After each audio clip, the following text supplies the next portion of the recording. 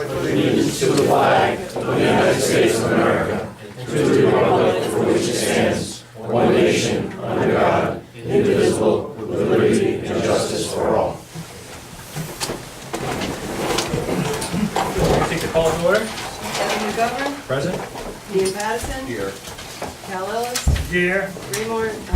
Frank Mock. Here. Ray Morrissey. Here. All present. Next we have public comment. First of these, Charles Audette. I'm going to pass that. Number 2, Ted Talley. Yes, I would like to speak, and before I start, I want to make sure it's understood that what I have to say does not involve either Ms. Hawkins or Kerry Petrofta. I received in the mail a thing from the town council implemented by Mr. McGovern that requested that we turn around and we sign an affidavit that says we read a sexual harassment suit policy. I did not want to sign it. After talking to Lynn, she said, Ted, please sign it and just put in that you are a board of assessment review. I'm not an employee of this town. In the meantime, this thing was sent out to people who were volunteers, heads of boards, and they were expected to go out and gather up these signatures from these people. Now, I've been told that, oh, no. Okay, let me read to you something. This is a letter after I contested the whole thing. Please see attached memo from our town council clerk, Lynn Hawkins, to state I must provide copies to every person associated with my department, including board members and volunteers. I have been instructed to distribute and return signed acknowledgement and certification page to her attention by the 23rd of this month.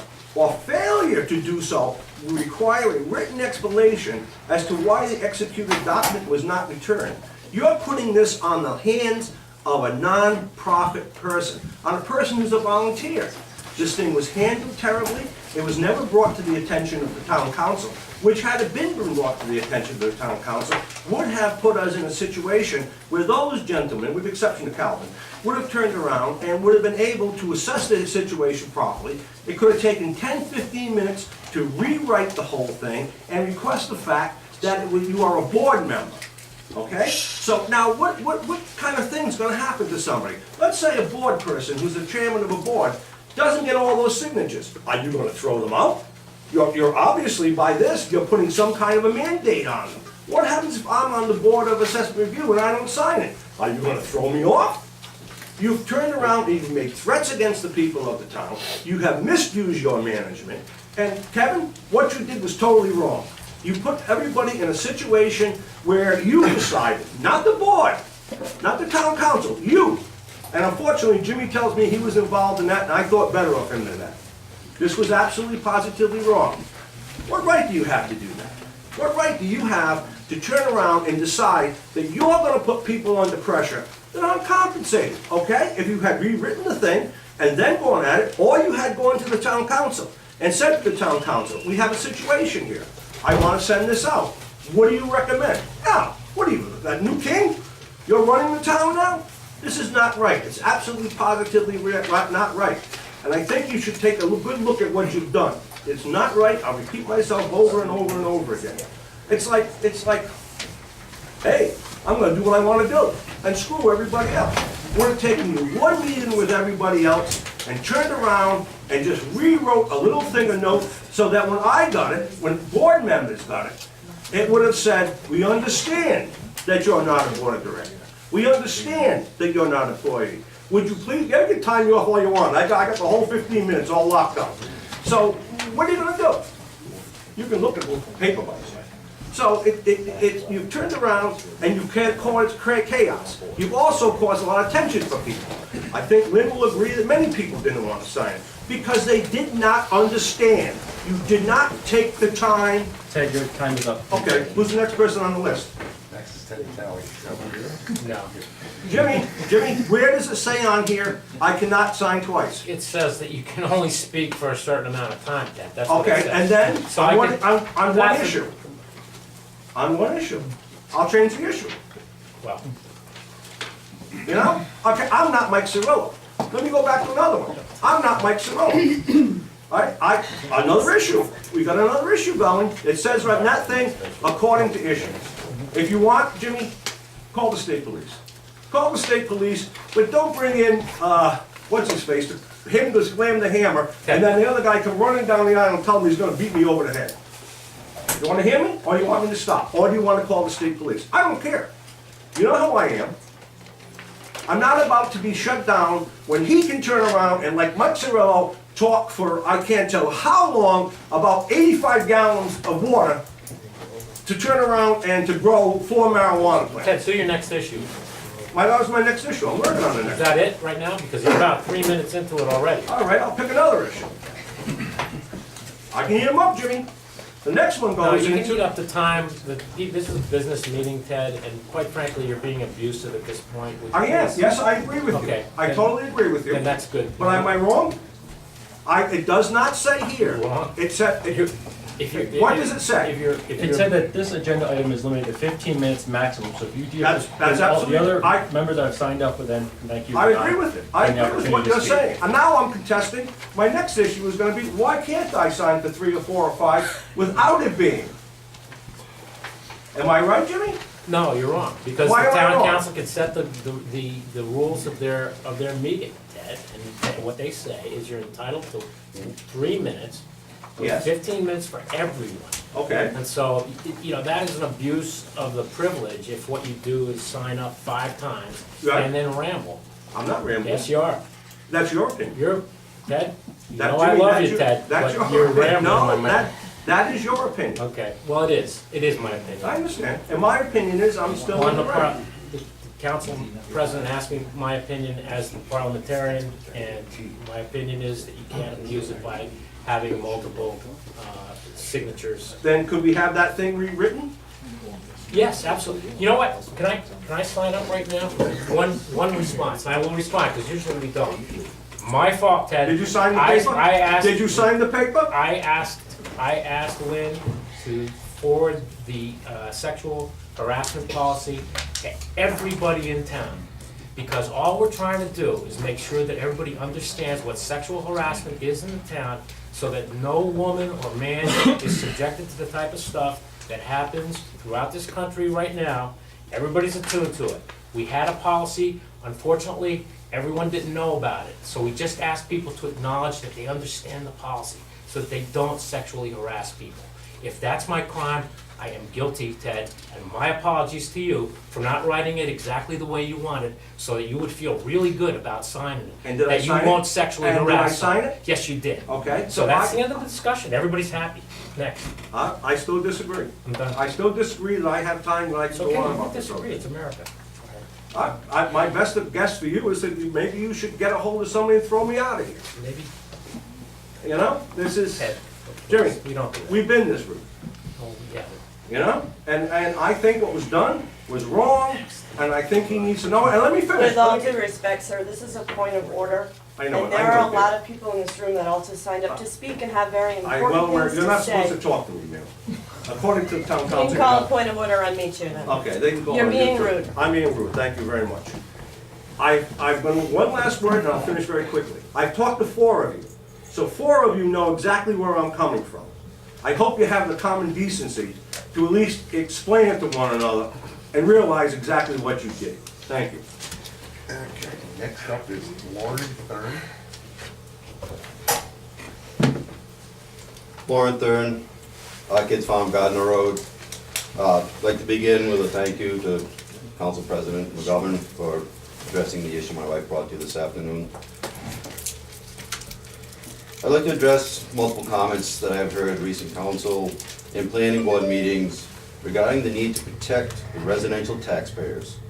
As we listen repeatedly to the need to protect people who have purchased houses in residential zones and protect these residential taxpayers from commercial businesses in their zones, I wonder if the farm and forest landowners were given the same consideration when residential zoning and the corresponding higher tax rates were imposed on their farms and land. Many farm and forest owners, landowners, own their land and were operating businesses on that land before residential zoning ordinances went into place. And they were not given the choice as to whether or not it would be zoned residential. In saying we need to protect residential taxpayers, make it sound as if farm and forest landowners do not pay taxes, when in reality, they pay more in taxes than they use in services, essentially subsidizing the tax bills of the residential homeowners. As we repeatedly hear of the need to protect residential taxpayers and of the need to preserve scenic vistas for these taxpayers, it makes it seem as though farm forest landowners are nothing more than serfs, subservient to the residential overlords. As well-intentioned as the ideals of zoning, planning, and comprehensive plans are, the higher taxes, inability to use our land in an economically sustainable manner, are suffocating and killing farmers and landowners, leaving them no choice but to sell their land to development. This makes this ideal as much of a threat to the rural character of Exeter as any developer ever has been. While the Farm Forest Open Space Act hoped to mitigate some of these tax discrepancies, the language that towns may give lower tax rates, but are not required to give lower tax rates, negates much of the act's usefulness. This has also ensured that Exeter farmers cannot hope to be economically competitive with nearby states that have more favorable tax rates for farms. In conclusion, I'd like to leave a couple of rhetorical questions to consider. Councilman Ellis, I have noticed a parcel of land that appears to be owned by you with for sale sign on it. Why are you selling your land? Does it have anything to do with your ability to pay the taxes on your land? And should I, as a resident of Exeter, be able to force you to maintain the property as is for my viewing pleasure, even though it requires you to end your retirement to seek employment to do so?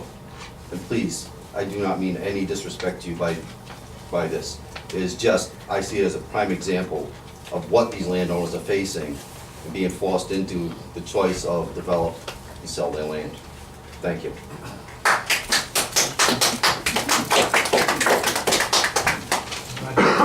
Gina Thurn?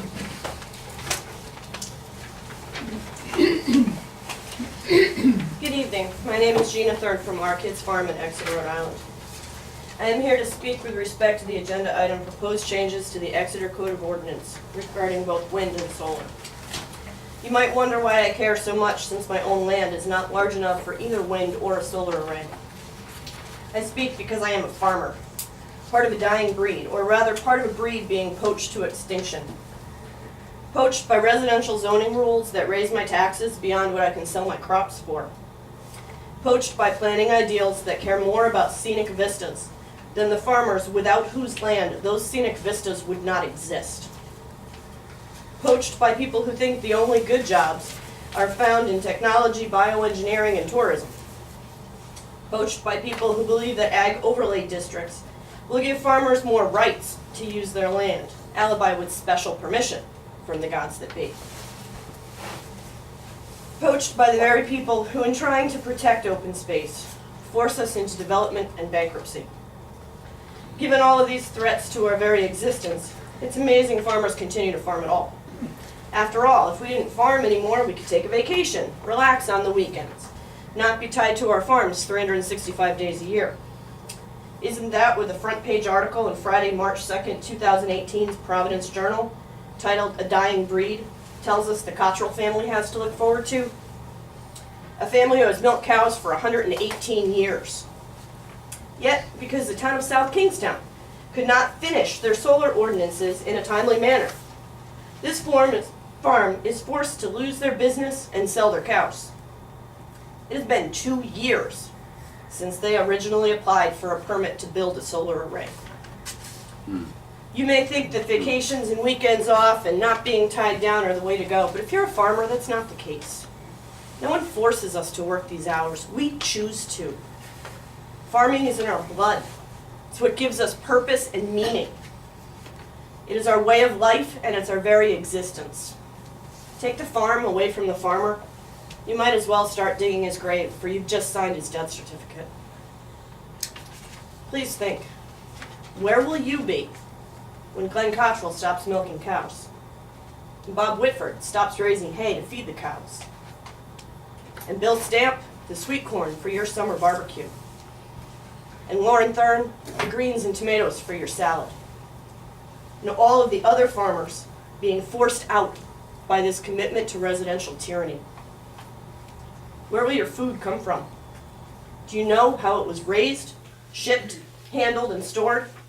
Do you know what chemicals, bacteria, or mold are in it or on it before you eat it? What will your scenic vistas look like when they are covered in house lots? What will your taxes be when there are no farms paying for more services than they use? Solar and wind are two very viable options for farmers to utilize to keep their land open, to continue to farm in an economically sustainable way, and to continue to live. Patrick Henry once asked, "Is life so dear, or peace so sweet, as to be purchased at the price of chains and slavery?" This battle, this dictatorship over our rights as farmers to make a living off of our land, harkens back to the days of the Revolution. And so I fight. Thank you.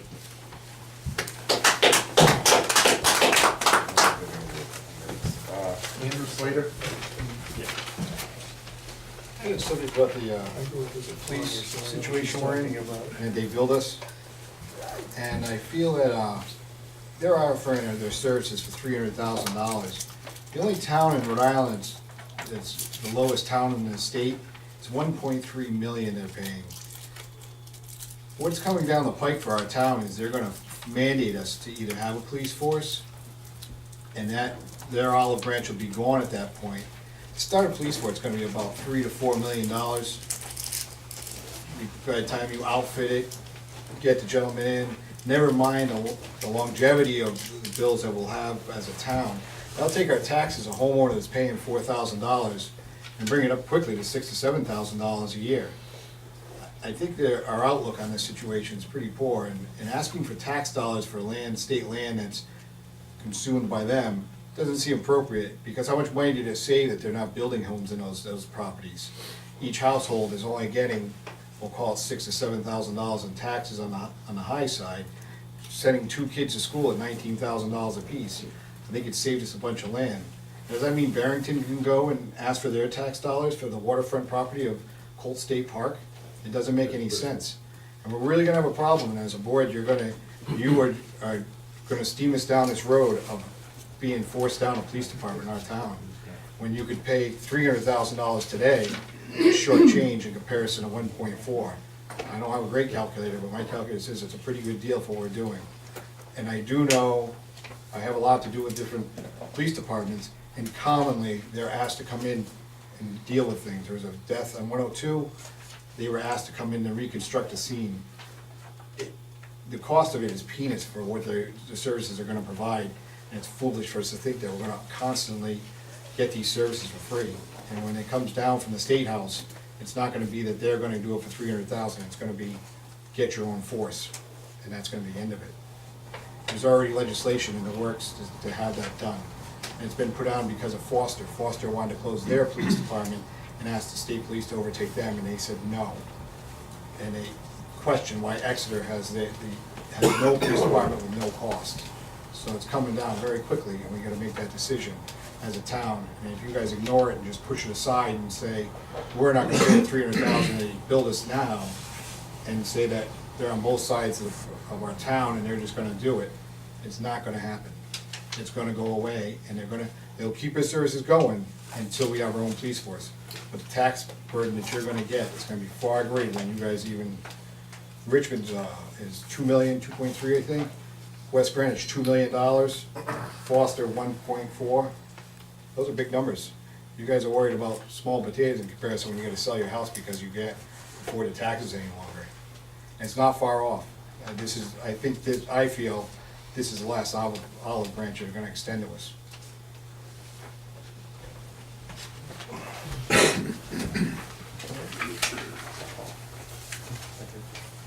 Next, we have acknowledgements and announcements. First, the dog licensing period, due annually April 1st to June 1st, $6 after June 1st, $6 per license plus $25 late fee per license.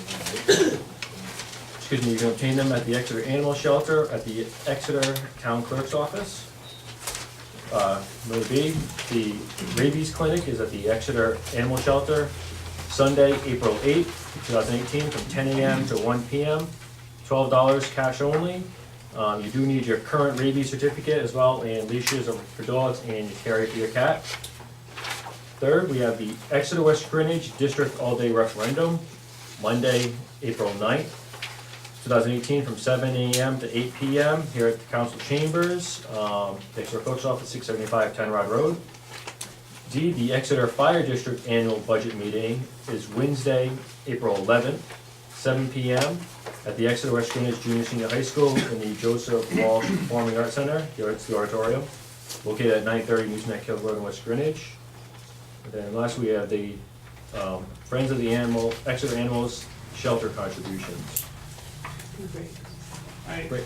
Kevin, thanks. I had asked if you'd add this to acknowledgement, because last week, the council was given a sort of an overview of some of the work that the Friends of the Exeter Animals have done or provided to the shelter on Route 2 over the last several years. I believe this says 2015 to the present.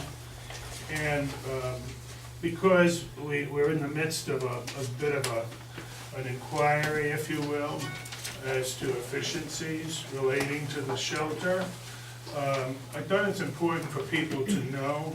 I mean, I was impressed to see the work that's been done. I'm only going to highlight 2 or 3 pages. There are many pages here that describe the improvements that have been made by the Friends at the shelter in terms of runs and weatherproofing and making the accommodations more suitable for the animals that are held. But several items jumped out at me, and I'm going to share them with you. One is the $2,500 that the Friends contributed last year to the replacement of a furnace. The cost was obviously pretty excessive, and the Friends donated half the cost of replacing the furnace at the shelter, taxpayers' dollars saved. There's a comment here that approximately $15,000 in vet services and medicines have been covered over the past several years by the Friends. They speak about monthly heart guard that's done for animals there. I'm not an animal advocate. I used to have pets years ago. I don't go there anymore, but many people are, I know, and I think people that are would appreciate this. A couple more items very quickly, not to take up a lot of time. But they speak about a pet finder, which is a nationally recognized website to post adoptable pets, and some people have said that some pets stay there at the shelter too long, but apparently there is a concerted effort on the part of many volunteers to try to find suitable homes and adopt pets that are left there. And finally, I'd like to mention, there was some mention made last month at the meeting here publicly about apparently a GoFundMe page or was set up. I never saw it, but I've heard about it. And I'd just like to read you this comment. With the tragic death of Exeter resident Sarah Bomforth in 2017, her family set up a fund for donations. Over $11,000 was collected, and Friends of Exeter Animals will meet with the Bomforth family this year to see what their vision is for a memorial for this young lady who was tragically killed on the highway last summer. So I just want to make reference to the fact that there was something said publicly a month ago, and I want you to know what we were told last week about that fund and some of the other work that the Friends have done at the shelter. Thank you, Kevin. Any other announcements or acknowledgements? Real quick, I found this on Rojo website yesterday. A new dawn rises on the Comaquag Museum as it celebrates its 60th anniversary. Comaquag was born in 1958 when Princess Redwing and her friend Eva Butler, an anthropologist and historian, opened to the public a small collection, Butler's home, in Comaquag Valley in Hopkinton. When Butler died in 1969, the museum moved to Exeter. It operated with varying degrees of success, although never with a permanent staff until Lawrence Spears took over 8 years ago with the mission of growth built on the sound administration and planning. Even when you looked at the quantity of the exhibits today, says Lauren Spears, we've grown in the depth and the quality of their expression. Our programming has grown exponentially, lots, I don't even know. More visitors come, more admissions, more tour groups, more off-site programs and more lectures, you name it, every number is up, up, up. As an example, she points to the gift shop where native artists sell their creations. It opened 3 years ago and the shop saw $540 in revenue. That rose the next year to $2,774 and the last fiscal year to $9,222. 24 artists, consigners now participate, compared with just 3 at the start. That number is expected to grow, and there are plans for online sales as well as branded items such as t-shirts and mugs. The preservation and celebration of New England, Southern New England's native culture remains at the heart of Tamaqua activity, and that role in keeping history alive has found favor with native and non-native benefactors. In the past few years alone, Tamaqua has received tens of thousands of dollars in grants to document its history, to teach history and culture of the Narragansett tribal nation through music, dance, and storytelling, and to support the strategic planning and marketing necessary to broadly promote this museum's collected and programming. And that's according to the Rhode Island Foundation head, Neil D. Steinberg. Thank you very much. So, happy birthday to the Tamaqua Museum. Any other announcements? Hearing none, we'll move on to the approval of the agenda order. Move to approve the agenda order as presented. I'll second. All in favor? Aye. All right, move on to the consent agenda. There were no Reynolds Trust, correct? All right. Any reports anybody would wish to remove? Hearing none. Dan, communications? I'll get a whole list here. 2, 3, 8, 33, 34, 37, 38, 39, and 40. 39 and 40? Yeah. Okay. Cal? I didn't list any other than the several that we're gonna be addressing through appointments or reappointments. Okay. And that includes the 2 applications that we received for the assessor's clerk, which I know have been forwarded to our assessor. So other than those, I didn't have any others to address. Frank? Dan covered some of the ones that I was going to take off. However, I'm wondering if we should, even though it's not listed in the communications, we might want to speak to the letter dated February 15th from Rasmussen on her acknowledgement of the receipt of the sexual harassment policy. It was received within the confines to make the agenda, but because of the logistical issue and Lynn being on vacation and Frank, there's confidential nature, I think we can't add it to the list tonight, but what you could do probably is when sexual harassment policy is brought up, you can mention it if you like. I think that would be the appropriate way, but no, we can't add something that hasn't been fairly noticed. As long as we can address it in tonight's agenda, that's fine with me, as long as it's all right with the council and the The sexual harassment policy is going to be up for discussion. So Right. it'll be for- Okay. at that time. Thank you, Jim. Thank you. 4, 5, and 44. Okay. And 15, I'm sorry. 4, 5, 15, and 44. Okay. All mine have already been pulled. All right.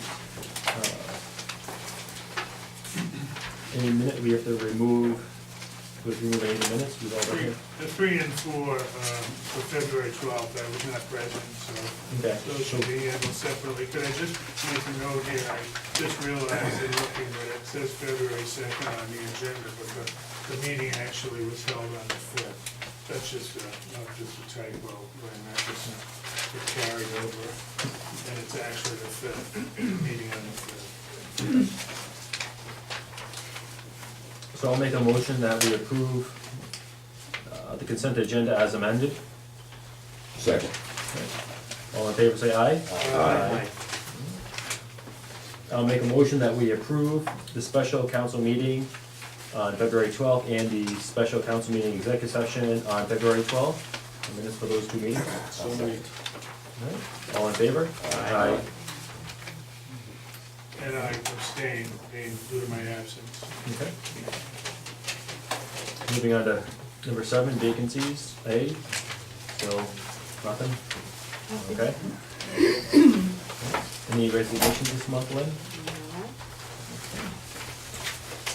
All right, moving on to appointments. Number 1, the juvenile hearing board member, 3-year term, beginning date of appointment. Would you like to, do you have any? I believe we had a letter from Gary Austin, who's currently serving. I would move that he be reappointed to the juvenile hearing board as he indicated his willingness to serve. I'll second that. Is there any further discussion on the appointment? Hearing none, all those in favor say aye. Aye. Then we only had, number 1. So I'll make a motion that we continue to post for the 2nd juvenile hearing board position. Is there a second? I'll second that. Any discussion? All in favor say aye. Aye. Next up, we have the Board of Tax Assessment, Tax and Assessment Review Member, 3-year beginning date of appointment. I did have a letter of interest from Robert Anderson. I move that he be reappointed to the board. Second. Any discussion? All in favor say aye. Aye. Right, and then the 2nd Board of Tax and Assessment Review Member. You also have a letter of interest from Ted Natale, seeking reappointment to the tax and assessment review. Okay. I'll make that a motion. Second. All in favor say aye. Aye. Opposed? All right, that carries. Wayne Cross, Board of Canvassers member, 6-year term, beginning date of appointment. He did send a letter in asking for reappointment. So I'll make a motion that we reappoint Wayne. Second? All in favor say aye. Aye. All right. Rural Land Trust Committee member. We did have a letter from Joram Northup that wished to be reappointed, continue to serve. I will move that he be reappointed. Is there a second? I'll second. Any discussion? All in favor say aye. Aye. Tax assessor's clerk. He had a couple of letters of interest. Have they been forwarded to the tax assessor for interviews? They have. She hasn't interviewed yet. Okay. I would speak to that later under the report, but while we're here, can I just make a note then that two letters of interest have been received. They have been forwarded, and I spoke to Carrie as recently today, and she intends to conduct interviews next week. And she did indicate that she didn't feel a need to repost or continue to post because she felt comfortable with those 2 letters of interest would somehow, one or the other of those candidates would meet her needs. And if we had any kind of special meeting coming up this month, she might be prepared to make a recommendation. If not, she'll be happy to make a recommendation to us at the April meeting. Okay. So I see there, There were 2 letters of interest. do we need to make a motion to leave it on there? Just confirm All right. I think I move we just continue to next month then, pending the nomination from the assessor. So, second. Any further discussion? All in favor say aye. Aye. Aye. All right. Then Animal Shelter Study Committee member. Did you receive any letters of interest on it? Do you wish to continue to post for that, or do you want to? I'm gonna make a motion to continue to post. I'll second that. Any discussion? All in favor say aye. Aye.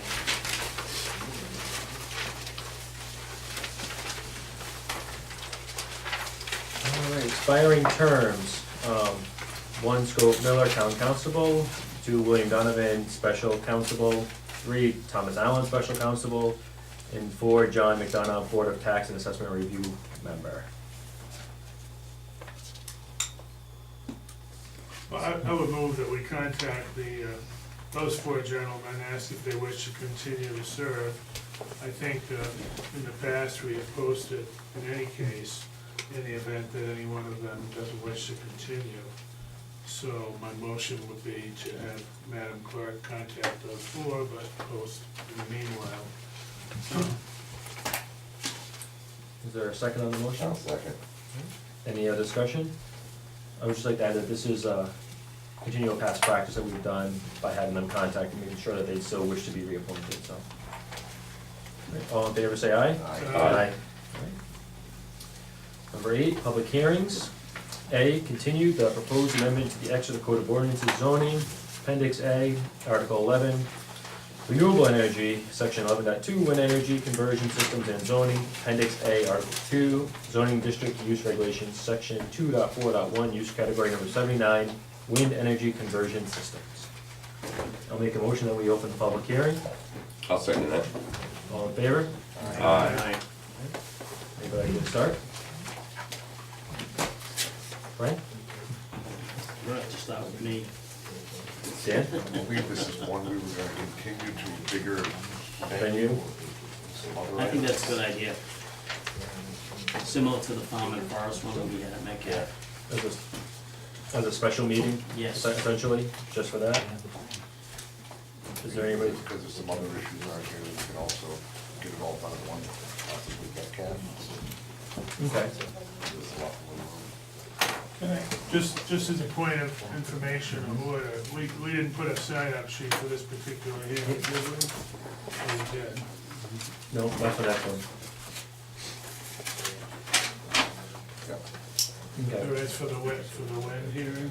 Yeah. Do you wanna have them speak tonight or move it to the? Probably move it to a bigger venue, because Yeah. No. No, just Yeah, a, if you're gonna continue it, to a bigger venue.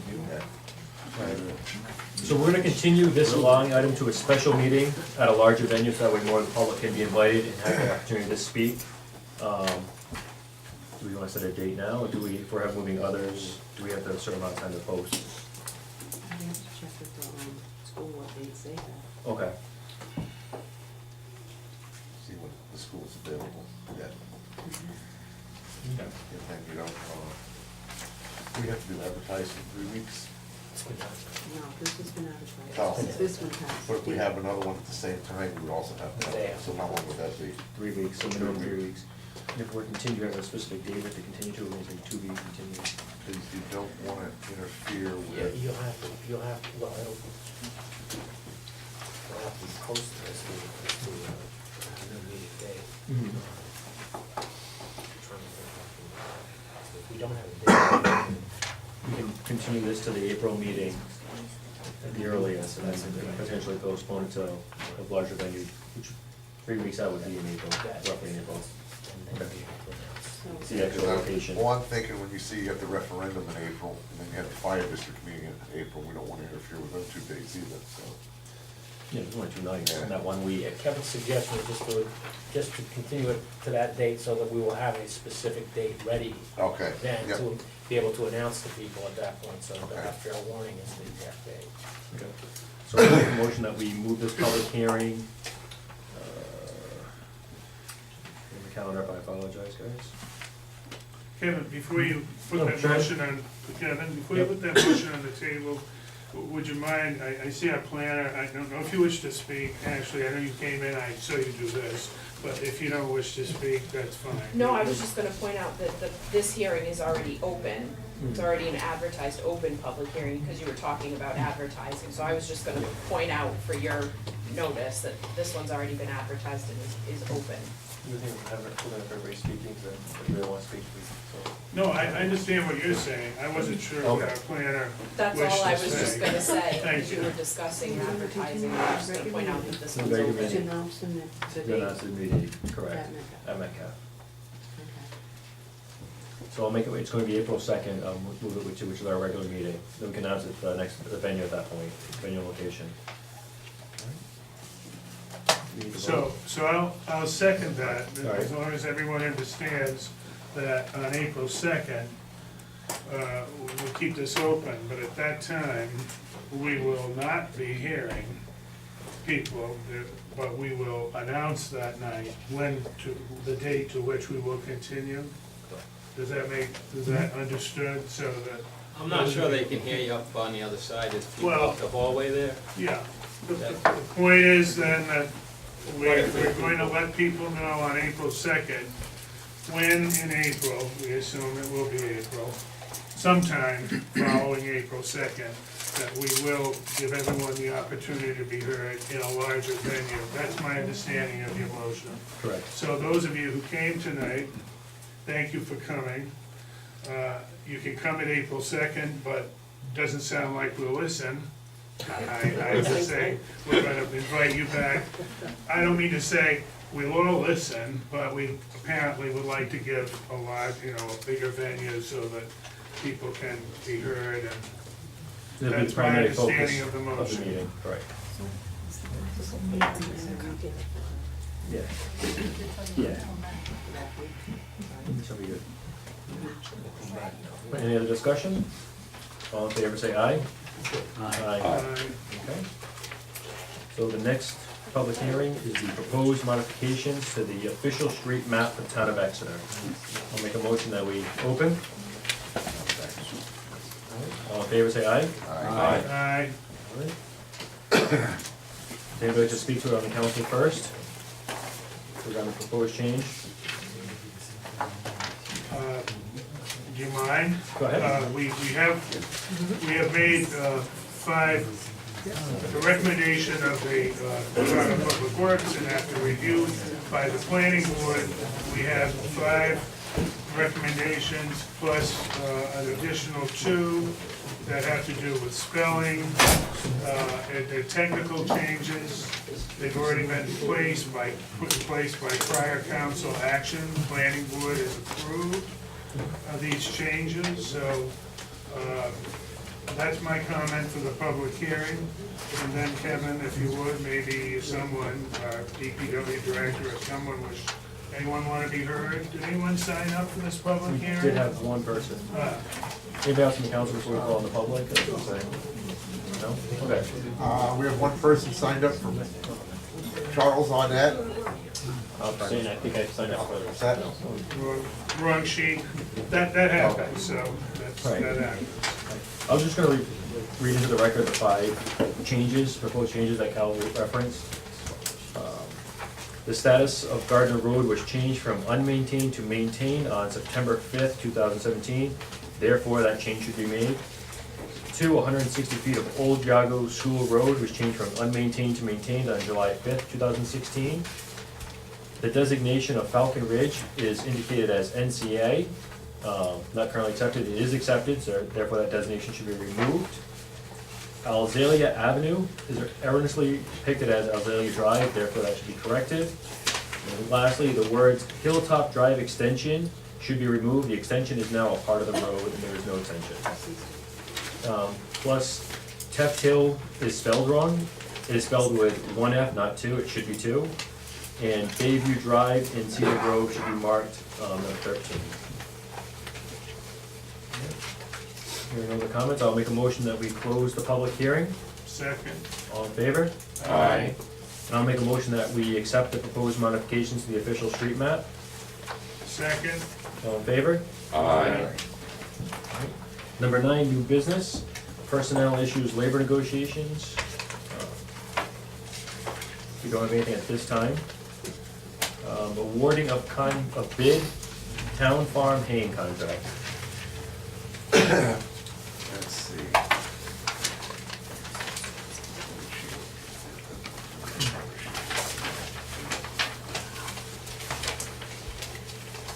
We received 3 bids for the haying contract. This is a 3-year bid.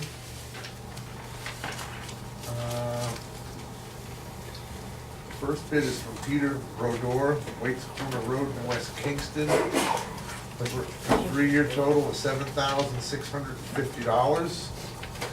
The second bid is from Aaron Diaz of Fairview Avenue in Hope Valley. The total bid was $9,300. And the third bid is from Warren Shaw for $8,406.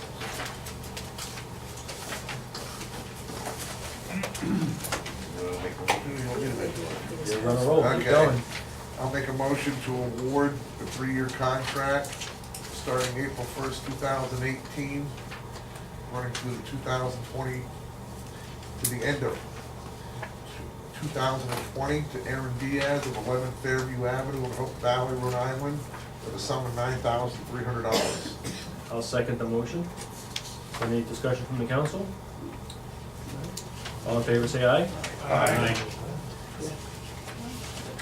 They did give you the money that service.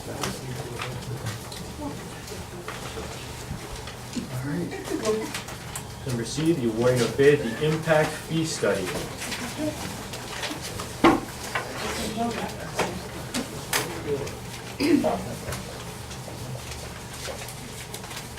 Can you go and speak to that? Or? Yeah, well, I mean, everybody, it was opened on February 26th. Lynn was out of state at the time. So the copies were given to the council, Maria, myself, Jim, you received a copy, and Ashley received one. You got one? You got one? So I just recommend, there was only one bidder, it was underneath the amount of money we budgeted for it. They seem to be very confident. I just like to have the opportunity to have the planning board review it. I think the planning board should receive the copies first. And then come back with a recommendation from the planning board and to the council. And then also give us the opportunity to think about a strategy to talk with the company to see if we can lower that rate or since they're the only bidder, we can negotiate with them. I looked at this to some extent, but it's not something we're all familiar with, but we need to move forward. We recognized that months and months ago. In fact, we recognized it at the last financial town meeting. We by resolution set aside $40,000, so it covers the bid. But as I was speaking to the treasurer, who's reluctant to spend any town funds, she doesn't have to. She hopes that perhaps reviewing that there could be some meeting with principals and hope that they might reduce their scope somehow. I mean, there is a lot to be done here. And their experience seems to be mostly with much bigger communities, so they may come here and say, wait a minute, we really underbid.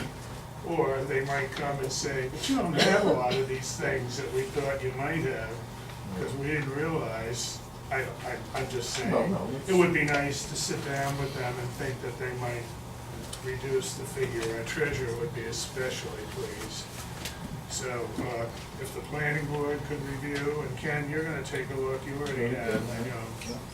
They have done a couple of Rhode Island communities, and so, but they're from Maryland. Right. And they've done lots of work in lots of places. They may not have ever come across Exeter, but it'll be a new experience for them perhaps. Anyway, I think it's a good idea, so the record should know that we're gonna pass this on to the planning board. Hope they might get back to us within, by next meeting possibly, or before. Is that a motion, Cal? Yeah, based on Ken's recommendation, I would move that they review for us and give us a heads up on what they think we might do. Is there a second? I'll second it for discussion. Go ahead, all right. So I guess my question is how, I'm not quite sure when it is that, I mean, I know this impact fee study has, with regards to putting it out to bid and the RFP and so on and so forth, has been long in coming. Does anyone recall where we arrived at the amount to allocate $40,000 for it? I think that was what, when I talked to the North Smithfield planner, that's what he said they get in addition. It wasn't for the impact fee study alone, but they were doing additional work for their comp plan. Okay. So they added that in. And also what's past practice, what we were paying for the original assessment. So this is a pretty technical piece of work they have to do. Right. And they're not gonna be doing it down in Maryland. They're gonna have to come up here and do a lot of this. Sightseeing. So, you know, that's where the negotiation comes in, will be maybe we can do some of the work for them, so they won't have to do the travel. When the hotel accommodations in Exeter. Stay at Ken's house. Yes, they might. Electricity though. So, you know, there's things we can do to bring the price down, but we knew right along it was gonna be around there. Well, we budgeted 40,000, it came in 31, so, yeah. Well, to go what Cal said, as far as demographically, I don't know if you're familiar with a rural municipality such as ours. I mean, I went on their website and poked around, and they had a lot of different examples of a lot of other municipalities throughout the country that they actually did an impact fee study. But they didn't do it. And they, well, right, Yeah. but, and they go into the mechanics of how complex it is, and it takes a lot of time and so on and so forth. Right. So,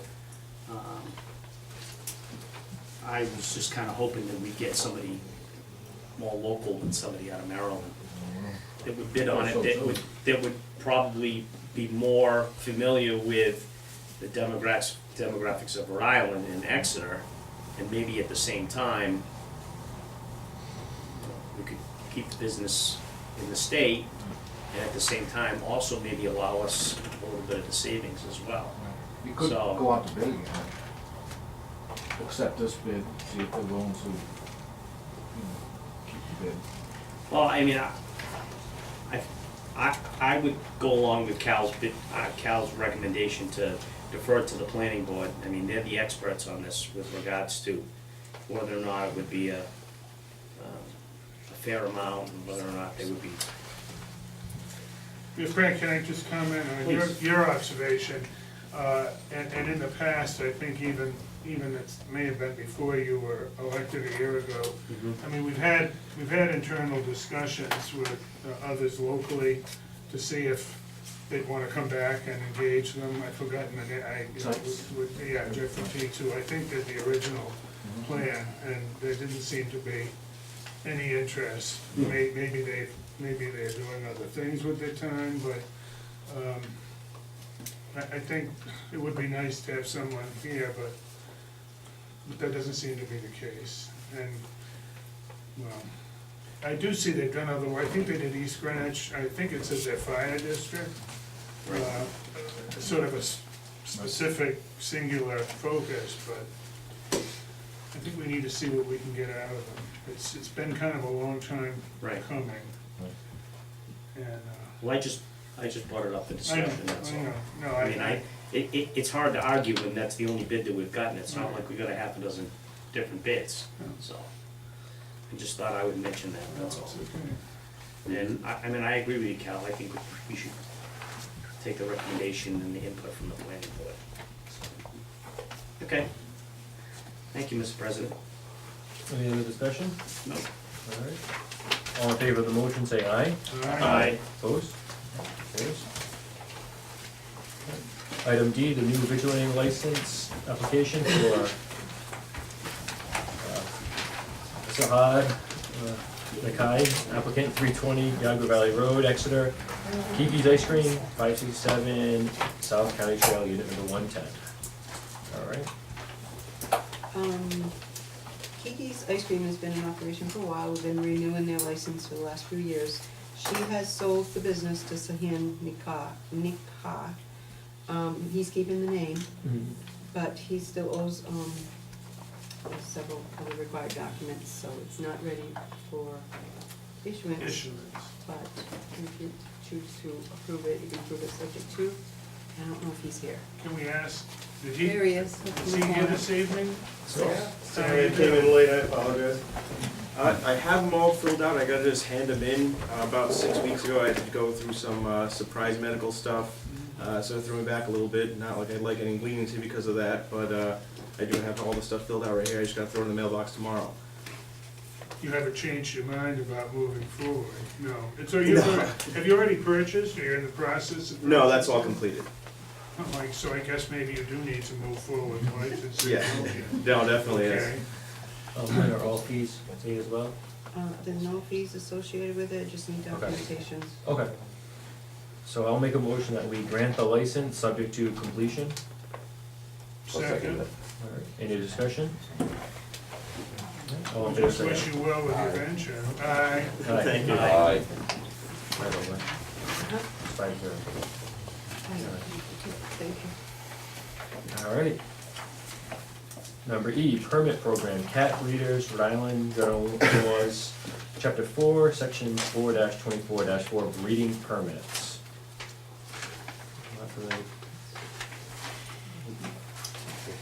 This was brought to our attention by the Division of Agriculture, the Animal Health Section. There's been a law in place since 2006 that indicates we should have an ordinance regarding cat breeders. Do we know if we have any cat breeders in town? Not at the present time, but should we find any, then we would have an ordinance in place to follow. Okay. I provided you the copy of the law. Thank you. Mhm. Do we know if any other local communities have an ordinance in place regarding cat breeders? We don't. Steve, do you No. have any? We do not have info? one in place right now. No, we don't. No, but do you know of any of communities that have this others, in place? I haven't talked to any of the other communities. Well, Jim would suggest that, I can or reach out just to follow the the state law, just like. We would just need to write up, Here. the ordinance to follow the state. They already have the fee set, everything's set, you just have to basically rewrite an ordinance with Exeter using the similar language as state, and it'd be fine. It We would like- seem- Currently, we have no cat breeders in Exeter, that we don't license. Like- None of them come forward, let's put it Yeah, that I like that you say that you know, but at least if there's something in place, way. Then you can, and they then can pay the fee and something's apply, like, identified, and then you say, well, we do have, so I would, sounds to me as if you recommend that we move forward. yeah, we just need to rubber stamp the state one basically to cover the law so that we don't. Can we pass this on to Ken to review?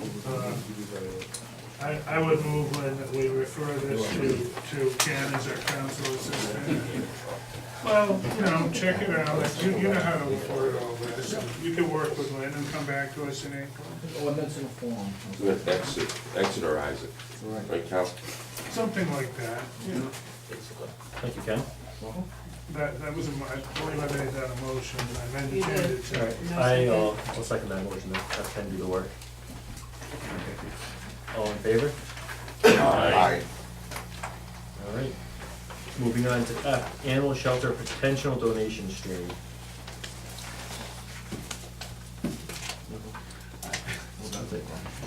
No, don't look at me, I came to Lynn today and said, Lynn, what is this item? So I think Steve maybe is going to address that, am I Right. correct? The shelter's been approached by individual lives in Exeter that trains animals.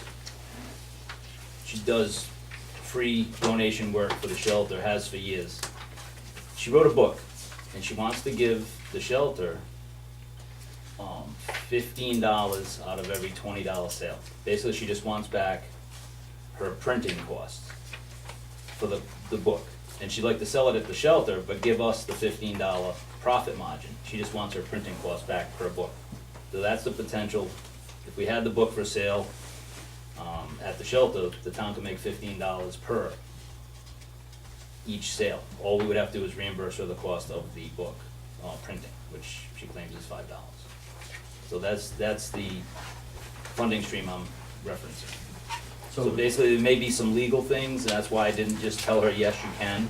I wanted to bring it forward and see if there's a problem with collecting the money, you know, putting the 15 per book into the donation fund, and then 5 going back. Or would the town like to just purchase X amount of books, and then resell them? I mean, there's a lot of ways of doing it. I just wanna make sure we do it the proper way if you choose to at all. So we need a tax number to sell, to collect the sales tax. Well, that was the other thing, was resale. That was the question, that was also one of our We sell concerns. historical ones? We sell them? We do sell books already. Historical. Cemeteries? No, his, Ministry. But this is one where individuals coming in with their product, wanting us to That's sell what it. this is, right? it was someone who wrote the Yeah, book. look into that before we, We purchased them from her. Are we, It was the bought them from her because we keep what we sell them for. I think, is it, they're $20, we get 15, she gets 5, or they're 15, we get 10, she gets 5? That could be correct, it's just, it's a, basically, she wants 5 back, and there's the set number, maybe she was $14.95, I should've wrote all it down, but, yeah, I believe that's, she was selling for like $14.95, but 15 basically is the price, so we would give her, we'd keep 10, she'd Okay. keep 5. Well, we would reimburse her 5, however, I just wanna make sure we do it correctly, if you choose to do it, so that we're not violating any laws, rules, such things. That was something we need to run by you, Jim? you can't, then you stop. Be happy to take a look at it. Okay. I'll save my comments for later. Okay. Jim's gonna take a look into see Yeah, what, if that's look something we into can it, do. get in trouble. Good. Okay. All right, number G is the Regional School District Finance Committee. If you guys remember at last month's meeting, Paul McFadden came before us with some information regarding the school district budget. And he also presented before us a, what Charahoe does with their school district, they have a separate finance committee that kind of reviews the budget. Within their charter, that committee has a lot of authority because it's built in. Obviously, it's not in our charter, but I mean, maybe something we could look and see if West Cambridge would be willing to do as well. Try to put a November ballot, either try to get charter change or just get an advisory committee. I was putting it before you guys to see, whenever we get your approval to go to a scrimmage, talk to their town council, and see if they'd be able to be on board with as well. So, I think it's a good idea. I think it's a good idea too. okay. Yeah. Because I mean, we were all at that meeting, or most of us were at that meeting last month, and numbers aren't great. Mhm. So, all right. Well, could I suggest, unless you feel there's some objection, could I suggest you forward to them what was presented to us along with that request? Yeah, I can You do that know, as well. I mean, so that they know where this is coming from, and if you know what I mean. Right. That it was proposed to us by a member of the school committee, and would they consider moving in the same direction, would seem to me the right thing to do. Okay. So, you need a motion to do it? Yeah.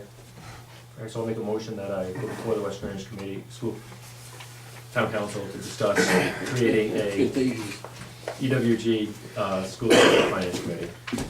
You're gonna do it personally on behalf of the town? I can do it, or I was thinking, what, you or I could do that. Oh, yeah, why don't we both go, you as president, and me as liaison of the school district? Okay. That's a good idea. All right, so I'll amend it to myself and Frank to go. Okay. So you'd have probably Lynn craft the letter and have it come from the two of you, yes or no? Does that I was make thinking about going sense? kind of make a presentation to them, kind of. At the next council, at their next council meeting? Right. And then bring a copy of the charter that Right. Charahoe has?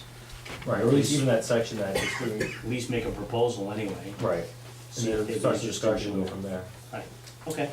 Oh, so it's not really a letter then, you wanna tell them you'd like to Right, make a actually go presentation? before them, right. Oh, so you, right, so you'd like to go before them to present a proposal Right. relating to a finance? Okay. Let me see what their interest is. Right. And if they're saying no, then, well, dead, but hopefully maybe they might be interested in something like that, so.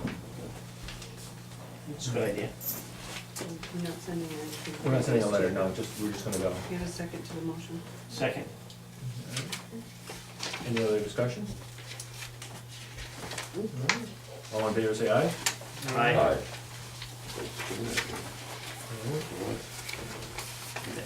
Item H, we have a request from the Exeter Rural Land Preservation Trust Committee to have a page on the town's website.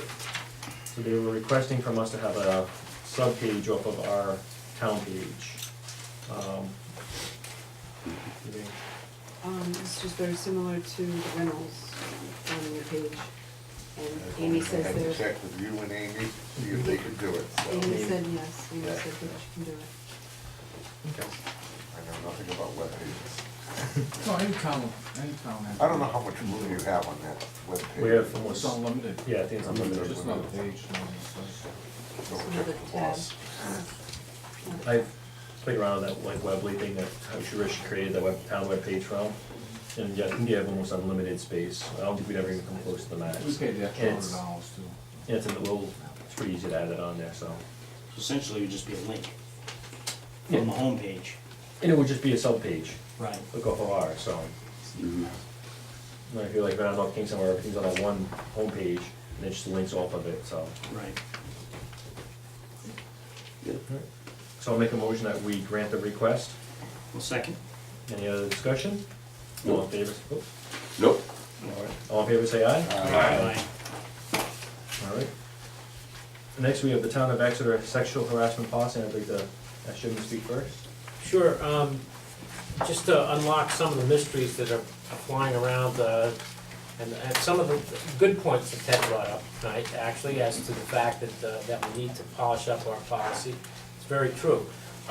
And just so everyone understands what the genesis of this is and why it is that it's coming before you, it came to my attention earlier this month that we do have a sexual harassment policy, and that policy requires certain things.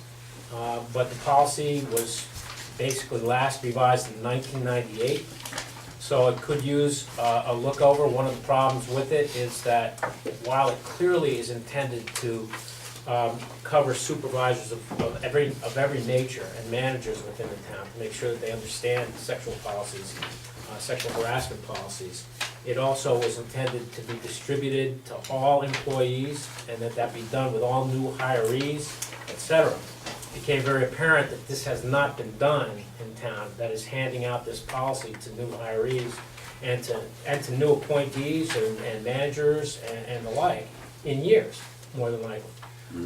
And I felt that the town was vulnerable to being maybe in violation of its own policies if in fact things occurred and there was no recourse for people, or at least people did not know what their recourse was within the town. This is a good policy to start out with, not to say it can't get better.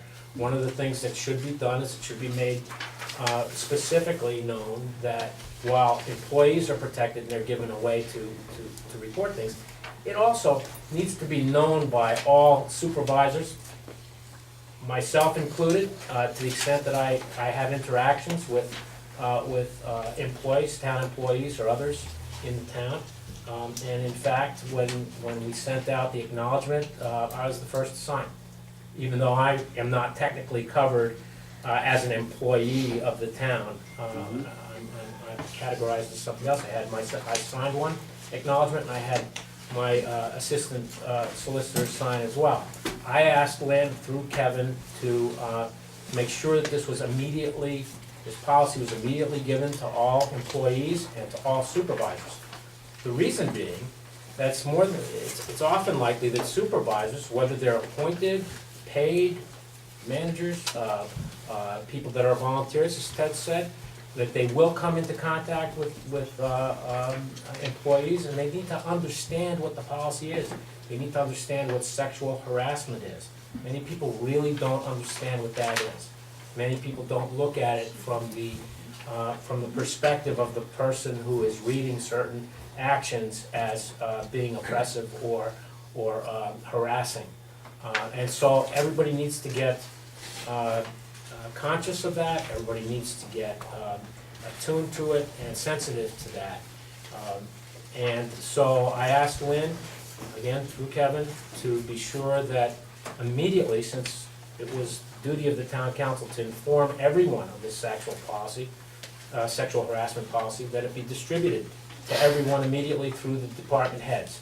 I also went a bit further by saying that we should have, by the way, there is an acknowledgement attached to our existing policy that needs to be signed, and it says the employee's name and the employee's signature.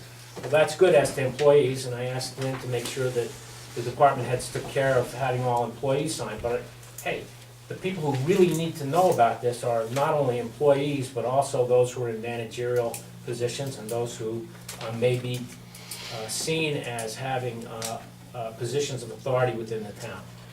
And they need to maybe not be categorized as an employee, but they need to understand what the policy is so that there are no excuses if someone is sexually harassed. And if there's an allegation that people will have the confidence that it's gonna be looked at quickly, dealt with quickly, and in an effective manner. So that's all that was intended. When it was distributed, not only Ted, there were others that noted that the acknowledgement that through me, everyone was asked to sign, says that they acknowledge and certify that they've received a copy of the town's sexual harassment policy and have read the policy and understand it. That's all it is. It's an acknowledgement that you've seen it, you read it, and you understand it. Everybody ought to see it, read it, and understand it, no matter what you are. If you're in a position where you are going to interact with others who are employed by this town and working on the team for the town, you need to understand at the very basic level. Unfortunately, the acknowledgement, which upset Ted and others, says employee's name, employee's signature. And people were, I think rightfully worried that if they signed that, it would look like they were an employee and somehow there would be negative ramifications. So our response to that was to distribute to everyone that those who are not technically employees could cross out the word employee and just put your title in there. It's only meant to say that people understand that there's a policy and that they've read it and know what it is. And that's all it was intended to do. Unfortunately, it created a bit of a stir with some folks. I know that one individual that raised it was quite content with the fact that we just clarified it. But my apologies for not having a memo go out indicating why it is, or that we weren't trying to trap people into saying that they were employees when they weren't. It was intended to sensitize everyone according to the terms of our existing policy as to sexual harassment and what it is and what people do if they run into it and believe that they run into it. So that's all it is. But what's on tonight is, I think, a request that we all take a look at this to see if we can polish up some of the language. For instance, when looking at it, it says supervisors and managers, and it applies to all employees.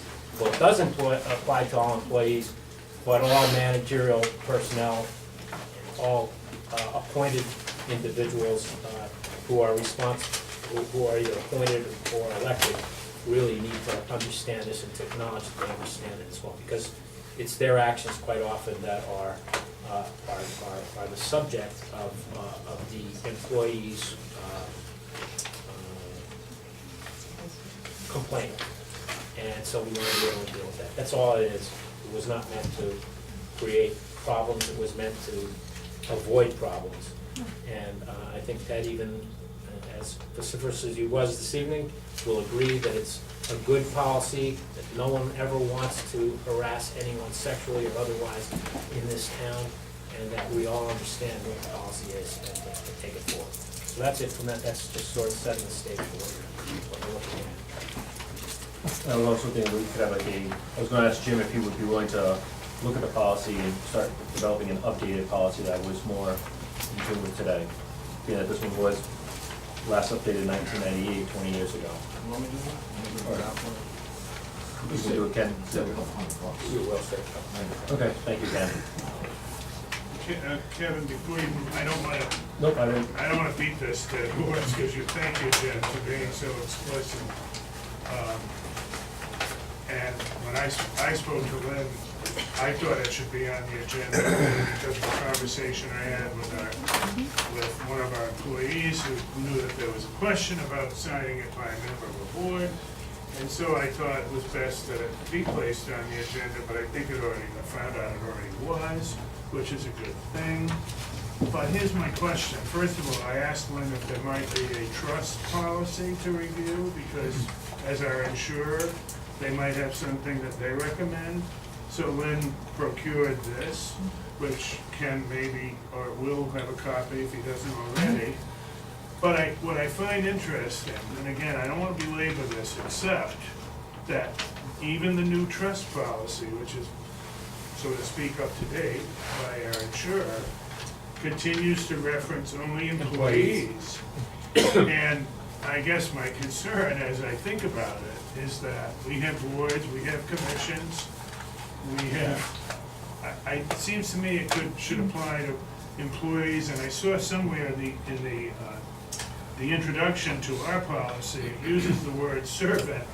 And I think, well, if somebody's serving the town, although it doesn't reference that in this context, if anybody's serving on a board and is willing to serve, they're not employed for sure, but they're serving the town.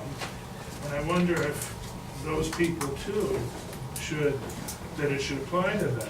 Can you speak to that? Well, just briefly, you're right, Cal, and not only does it, I mean, the people who need to understand what the definition of sexual harassment is, isn't only the employee who's gonna feel it, but the people who might cause it. It could be done inadvertently, but you have to stay away from it. Everybody has to understand what is appropriate, what isn't. And it's interesting that our policy says that everyone, supervisors, managers, and it says all other employees, which is too narrow a term, are absolutely prohibited from engaging in sexual harassment of Exeter employees, visitors, and members of the general public.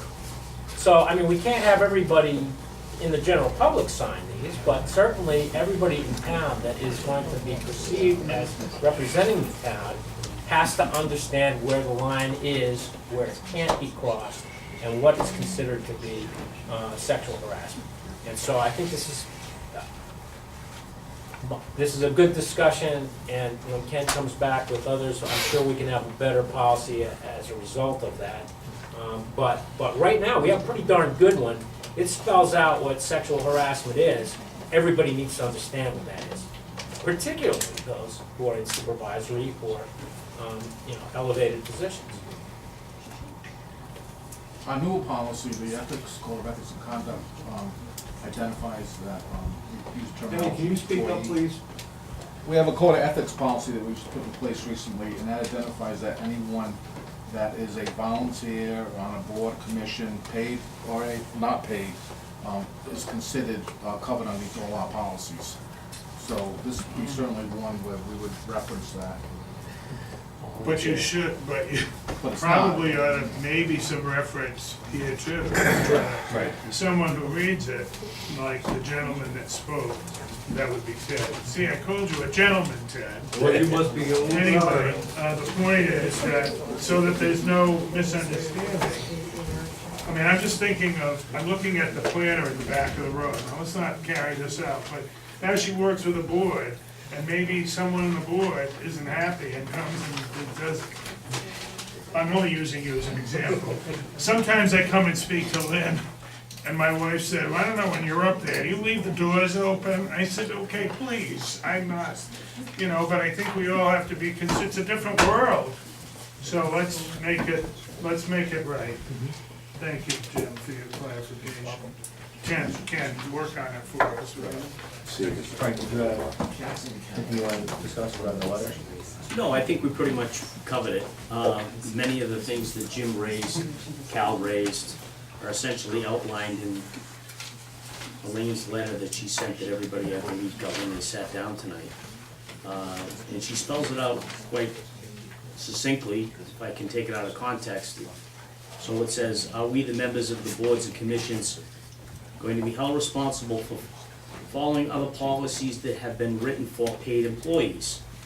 If so, which ones, we volunteers, need to know what is expected of us other than carrying out the duties of our appointments? So I think Jim has pretty much covered that, and so did Ken, that even though they may not be receiving a salary, may not be receiving a stipend, they've been appointed by the town council, so they fall under the umbrella and the protocols and the policies that everybody in town should follow. So that's why I wanted to bring Elaine's letter underneath that item on the agenda to Jim's recommendation to, say, I think what you brought forward was correct. Frank, there's one other thing that brings up. Ted asked the question rhetorically whether or not someone who failed to acknowledge the policy was going to get fired or removed from office or whatever. Well, the answer to that is no, because the reason was to get people to acknowledge that they read it.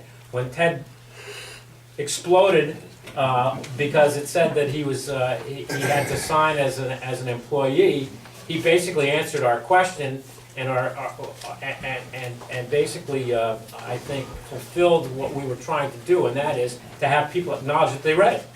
Ted read it. No question about it. Ted didn't say he And understood it. I'm sure, well, I think you Go back understand. and look, Ted didn't say he understood it. I'll bet you if I gave you a quiz, you'd understand what sexual harassment is I under this will learn policy. that prior You to may that. not know whether it applies to you, but you'll understand what it is. And if you violated it, and somebody violated you, and it came before us, we would hold you to the standard because you understood it and you knew it. And you knew that there was a policy, whether you thought it applied to you or not. So that's what, mission accomplished. Very sorry, and I do apologize to you for not being sensitive in advance enough to know that you might object. But that's, you did, and I thank you, acknowledge that you received it and that you read it, and you showed to me that you understood it. So that was my only, with regard to people in Ted's category, that was my only objective, and that is to make sure they saw it, read it, and understood it.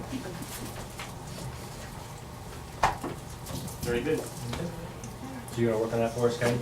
Perfect. All right, move on to J, Gardner Road issues. Try and get the view, where you guys decided? Coach, you pulled up communication number 2, right? We discussed that Yeah, the at a last meeting, one. our last meeting with, Liz. Yeah, Liz, Liz, right, she was in right. here yeah.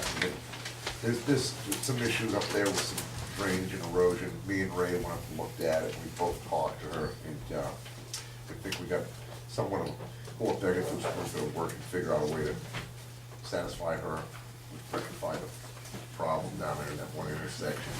I hope to have it done before this meeting, but with this storm, I didn't have a chance to get back up there, so. With the next one coming. There's another one coming, so. Okay. Look, excuse me, but now, I don't know if you're ready to move on, but I know Steve had addressed this with Steve. I know you addressed this with us before. You're aware of continuing issues there on Oh, Gardner Road? yeah. It'll be fixed. It's already on, it's already planned, it's done. We have all the stuff in now to do it. Just need the weather to cooperate. And the rain quits. I need a little bit less water, that's right. I remember talking to you before the most recent meeting where the young lady came forward. This was months ago, and you said you were going to do more work than you did, but weather Set in quicker than we hoped. Winter came in faster than you'd hoped, so you So do we know have a this work. profile to do on the driveway, we have a catch basins to install, and that'll eliminate all the water that basically would cause erosion in her driveway. So it's just, I need that depth in the ground to be able to dig. Did we discover an old engineering plan, but I don't know if that had anything I have to one, do yeah, with. from- Well, didn't that have to do years Long time ago, ago, it was done, I don't know. But this didn't, Camelot wasn't in existence then, Okay, so and that drainage wasn't there at that time. That threw a whole other dimension into the Correct. problem. Okay, thanks again, thanks, Steve. Okay. Next is item K, introduction, consideration, possible action on the resolution to support the removal of the sunset provision regarding the residential mortgage foreclosure mediation. This comes before you guys from the Office of the Attorney General. There is a clause, a law that they wrote regarding mediation in mortgage foreclosure, where it gives the option of going to mediation to help homeowners stay in their homes. The ordinance that the state wrote had a sunset clause, which is fast approaching, and they're just urging us to support the state removing the sunset clause if the law stays active. And that expires in July, Correct. July 1st. Correct, on July 1st of this year. So there are two bills, there's a House bill and a companion Senate bill being heard. So I thought we something you guys might want to discuss, and I think it's a good idea to keep the mediation in the homes as opposed to banks becoming landlords, so. So you support this request for a resolution, please? I do. Because I know this was been given sample letters that could be sent if I read this correctly, I'm looking through the packet quickly. So, did you want to move to approve? I'll move that we approve the resolution, as presented. Is there a second? Second. Discussion?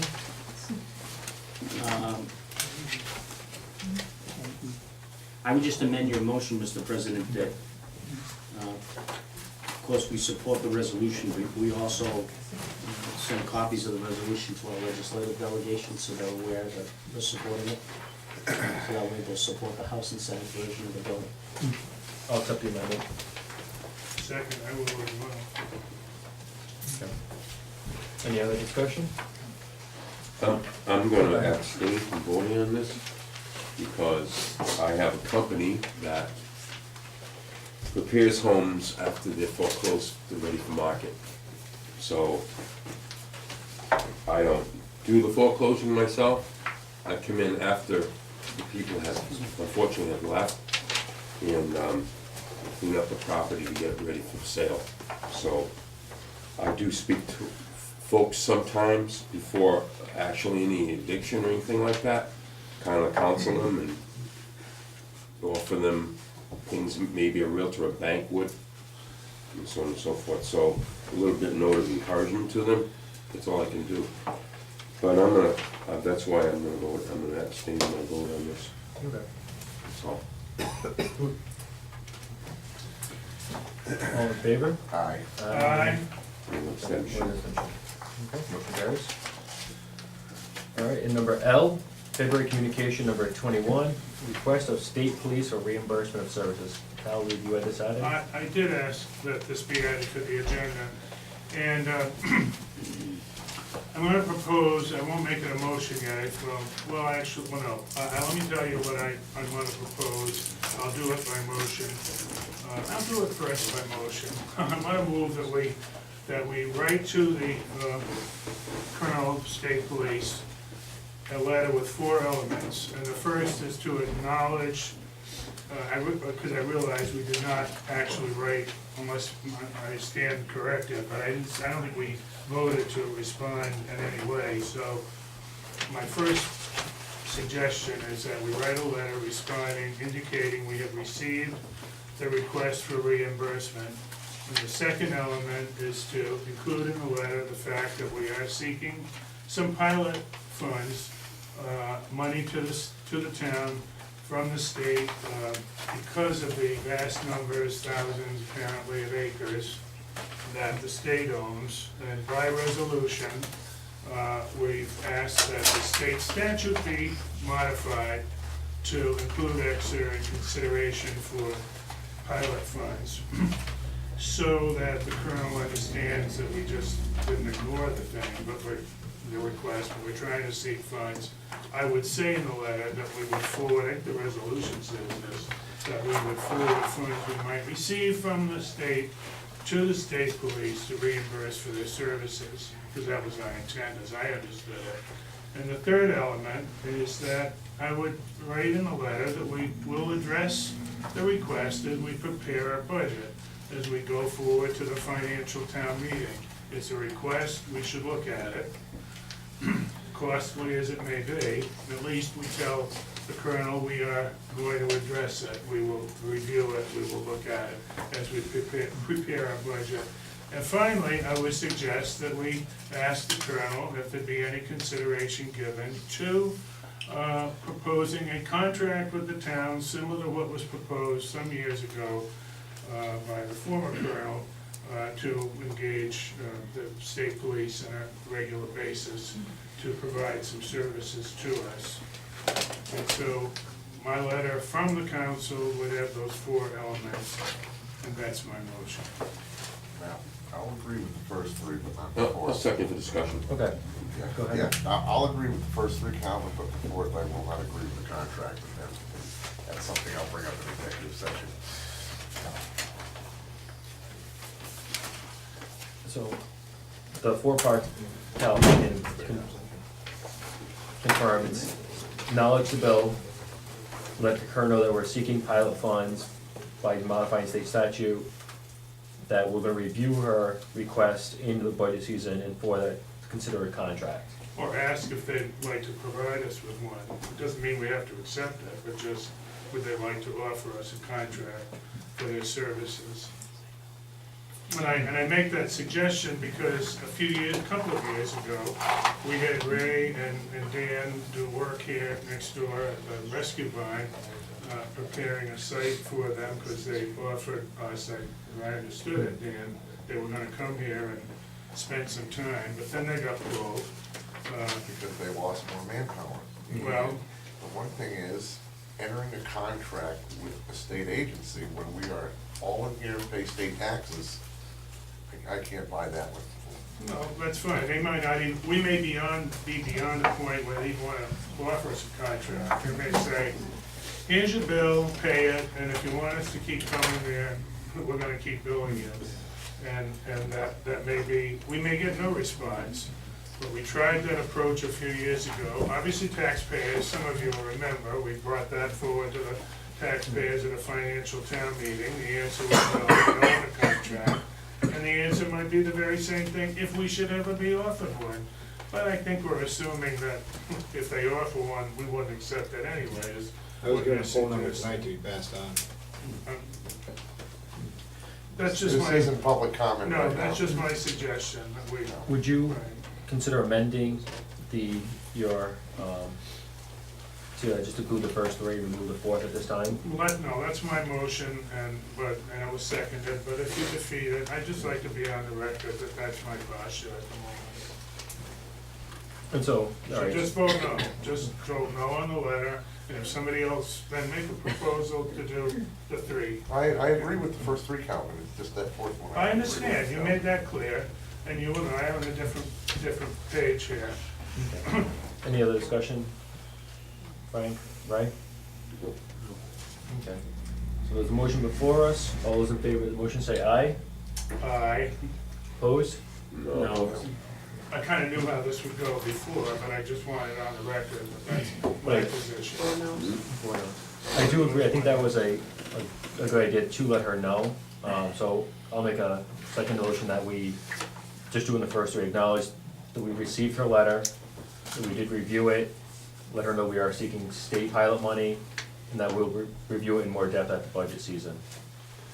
Second? Yes, sir, second. Any discussion? The only thing I might wanna add on the end of that letter is that the council is still open to sit down with the colonel And the governor. and the governor to Yeah. discuss their concerns. I mean, the colonel offered that she would be willing to sit down with the council. I think we should say to them, that we're more than willing to sit down, talk Perhaps to an them. executive session, It just seems, to keep it. right, I mean, it seems a bit impersonal when you're exchanging letters back and forth, whereas sometimes when you can have face-to-face, you can have a state executive here along with the colonel in front of the council. We can maybe get everything out on the table, their concerns, our concerns, and maybe we can come to some type of balance. Okay. Good I'll point, accept the good point. amendment. Okay, so let's acknowledge the bill, let her know seeking the pilot funds, view and budget, and then we'd like to request a meeting with her and the governor Right. to review their concerns and the finances. Right. All right. Any further discussion? No, I don't know, you're not gonna allow any comment. I think we're just gonna carry it. Because I don't want to be here till 10 o'clock. That's All fine. right, so. That's fine. All right, all those in favor say aye. Aye. Opposed? All right, motion carries. Move on to number 10, unfinished business. A, historic preservation and historic cemeteries. Cool. All right. We skip over B as well? Yes. We just discussed, all right. Do we need to take that off, or should we leave that on? No, we'll leave that one on, and then take the other one off. Okay. Which one? We'll just combine them onto unfinished business. Yeah, we'll just leave that, Yeah. because the other one was just the award and the bid, this is just Yeah. what we're gonna do with that request for proposal. Just make the general copy. C, introduction, consideration, possible action, ordinance regulating certain secondary agriculture uses and activities. We continued the same, what Same we thing. discussed before. Okay. There has been no legislation since. Not yet. Still early in the season. Well, allegedly last week was the cutoff date for new bills, allegedly. So, Come on. You know better than that. We're going to suspend the rules. D, intermunicipal services sharing agreement with North Kingstown. Take an update on that, Mr. President? Do you have I do. oh, go ahead. Sure. So I believe everybody in the council received in, I believe not last week, but the week before, the network audit report card that we received from CMIT Solutions, who we contracted out to do essentially a technology and IT audit of what we have here at the town hall. So we got 5 different grades, rating, going from B to F with regards to network infrastructure, security services, workstations, and backup and recovery. So the members of the council, including Ken and Lynn and Maria, who met with the gentleman from CMIT Solutions, and Ray, yeah, and Ray, well, I said members of the council.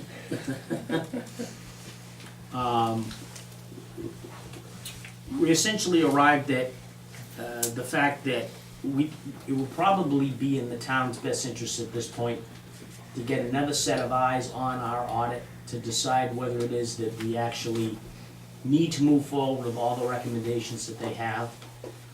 The way that I phrased it in the meeting was, is this the silver, gold, or platinum plan? And I think we all agreed that this is maybe a little bit more than the town of Exeter needs.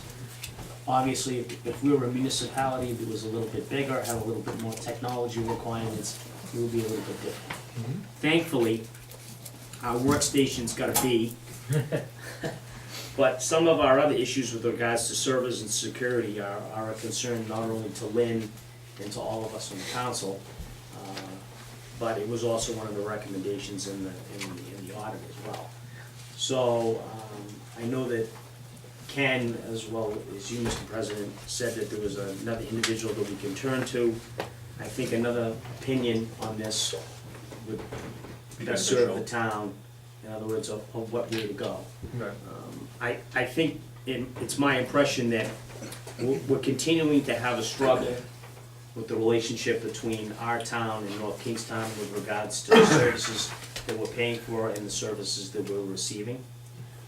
So I still think it's in our best interest to move forward with this, despite the fact that the cost might be a little bit prohibitive with regards to what they've recommended. Hopefully we can, we're at one point, the audit puts us at another point, we wanna get somewhere that's Well, we could also- somewhat in the middle of it, maybe is a little bit more affordable, but also upgrades us at the same. I was thinking once we have that second set of eyes on the audit, they can say, these are stuff you want, need, and these are like your Cadillac options. Exactly. And then we could almost put an RFP out to various contractors, because then if they know we're going RFP, they Right. might come back with a lower price. Yeah, that's a good place, that's a good way of putting it, and that's how Ken put it, the wants versus the needs. Right, exactly. So I would suggest, Mr. President, that we continue to post this under unfinished business. Okay. And I can give you a report as of next month of where we are and how we're moving forward. Sounds good. Okay? Thank you, Frank. I don't mean to put Lynn on this spot or anyone else here, but, well, is anything better, is anything better, given that there's a word out there that we're looking at options? Well, it's funny you should say that, Calvin. In some ways, it's gotten better.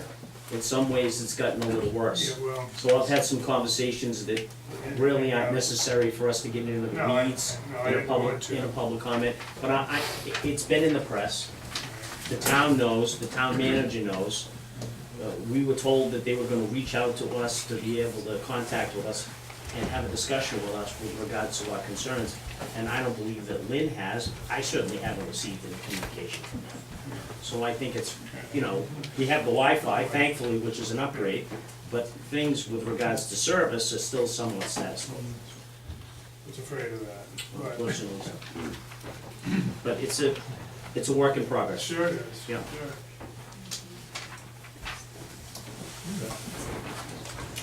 Item E, introduction, consideration, and possible action on proposed amendments to the Exeter Code of Ordinances, Appendix A, zoning, Article 11, renewable energy, Section 11.1, solar. Dan? I guess this pertains to draft number 5. Yes, I submitted draft number 5 to you. This is back from the planning board. All the changes that were requested, that we were responsible for at the joint workshop in January were made, and we're giving it back to you, asking that you advertise it for public hearing. Well, when I get into it, Ashley, a lot of it hasn't changed when you get in the back. There was the one thing, page 4.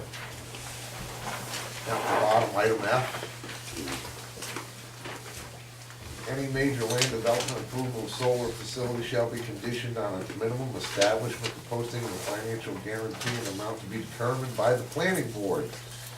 I had brought up that comment when whoever, if anybody builds these, the landowner, that's something that should be done between the landowner and whoever the solar developer is. The town of Exeter shouldn't be getting stuck in the middle of a legal problem.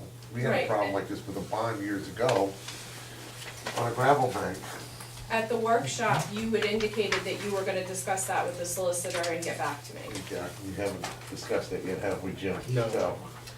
Okay. Yeah, we had a lot of, like, we were all at the meeting and I have, good notes on what was requested to be looked at. And we didn't have a chance to review this for this meeting, so if you wanna, either go forward to another work session or just hold off until we have an Or we can do opportunity. another work session. Go with the council, you know, to go over what Yeah, we talked okay. about. We can do that. Okay. There were a lot of comments that need to be reviewed. Do we want to set a date now? We're on it? Sure. We just got this Friday, so. Better get my calendar out. Your calendar.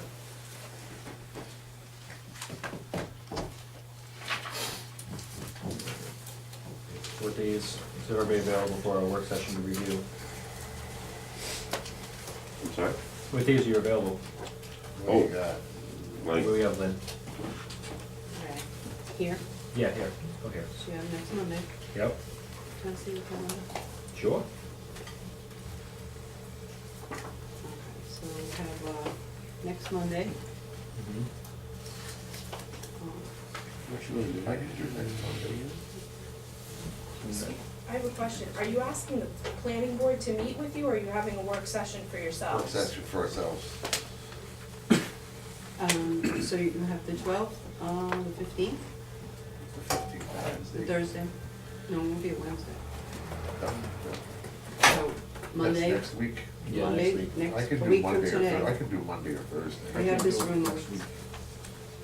No. It's a little conference. not the 12th or the 15th, right? Come on, Ken. All right. 22nd, Tuesday. 20th, or the 22nd? What days are those, Lynn? Tuesday and Thursday. We have a school committee meeting on the 22nd. Okay, so the 20th? We do? Yeah, 6 o'clock at the library I got. That was last month. Oh, The third Tuesday of the month I can't do. That's this week. All right. spend nothing on it. 26th Stand by. or the 29th? I believe that. 26, it says? 26th or 29th? I can do either of those. I can do the 26 or the 29. Let's do 26. 26? Cal, you make 26? What day of the week? It's a Monday. Monday. Should be okay. And time? 7? Yeah, don't do 5 o'clock. Let's do 7 o'clock on the 26th. Bless you. That's the town hall. So it's a work session on the 26th, just for this? There might be other things. Huh? There might be other things. Yeah, we're gonna be able to do it ourselves at this time, so we preserve the room. Just as a point of information, I know it's gonna be a work session, it's a council work session. But could any members, because this is going on, I think there was a meeting, I know there was a meeting on June 30th, trying to move this forward way back, and we're moving forward, and it's now March. Could the planning board, at least, they can certainly come to the work session, can't they, and listen to the discussion that we have? I mean, it's not closed, so I'm just Public meeting, asking. Calvin. I know it's public, but when the question was asked, it's not with the planning board, but certainly the planning board could comment. What's the date of that? What date did you 26th. 26th. 26th Monday. At 7 o'clock? At 7? Yep.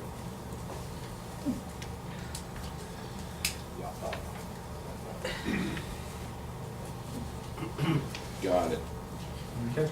26 March, 7 o'clock, town hall. You can sing me happy birthday. All right. I wish I had that. Petition to amend the Exeter Code of Ordinances zoning appendix A, article 2, section 2.4, parentheses number 69, submitted by Green Development LLC. Continue again. Actually, this one had a time limit, isn't it? It did have a time limit of 65 days, and I've spoken with Mr. Mancini. To the extent, there was a question as to exactly when the application started, but in any event, Mr. Mancini told me that he would agree that there's a 65-day period, and there's obviously a 3-week requirement for advertising, that if we advertised it for the next regular town council meeting, Right. that would be acceptable to him. They would We waive can find a whether. bigger venue. Well, actually, if it's for the next town council meeting, it would have to be advertised for that. You'd have to advertise now, because that's the problem. You have to keep the advertising moving on this one, because there's. So we can't wait till the next town council meeting to set a date. That's correct. Unless, of course, Mr. Mancini agrees to that. No. My understanding was he was accommodating us by agreeing to a continuance of another 3-week period. So what's the end date? Is it 65 calendar days? Yeah, as or I, 65 work well, days? if you assume that the actual date was the very latest one that I could find, which was the 23rd of January, it would take you essentially to the 28th of March. So the next regular town council meeting is the second of April. So you'd be able to get 3 weeks advertisement for that. So if that's okay with the council, we'll put it down for the next regular town council meeting, which Do you think we can get that school for that council that night? For the council meeting, Yeah. I can ask. Maybe we could, well, God knows what our agenda looks like month to month, maybe we can take care of the Whitman at the same time. But we've already moved it to the window, so yeah. Right. Because that's already, right now, that's a public hearing, it's still open, so. And if it's advertised, anybody that reads the advertisement will know that if you do want to do the wind energy one on the same night, then people will be able to see the advertisement.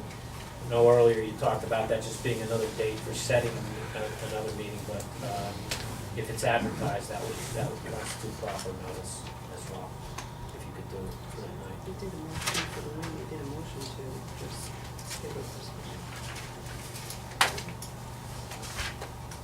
So we can do that one regular. I think so, because if you advertise it, it's gonna be. Yeah, the wind's already been advertised, so we just need to advertise this one. That would be perfect, having both of them on the same night. I mean, to Dan's point earlier, I mean, I think, we only have a limited capacity in these chambers. Yeah, that's what I mean, I'm trying to get the school for the next council meeting. One thing you may wanna do is post, if it's gonna be at a different location, post on the door that those two matters are gonna be heard in full at the alternate location. We did a whole meeting, Yeah. Yeah. But in particular, there may be people that assume that there's only gonna be a setting of the date for the wind energy.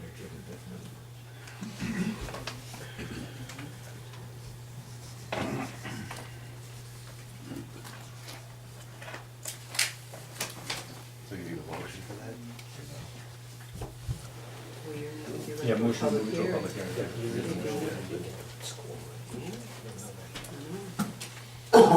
don't know if it's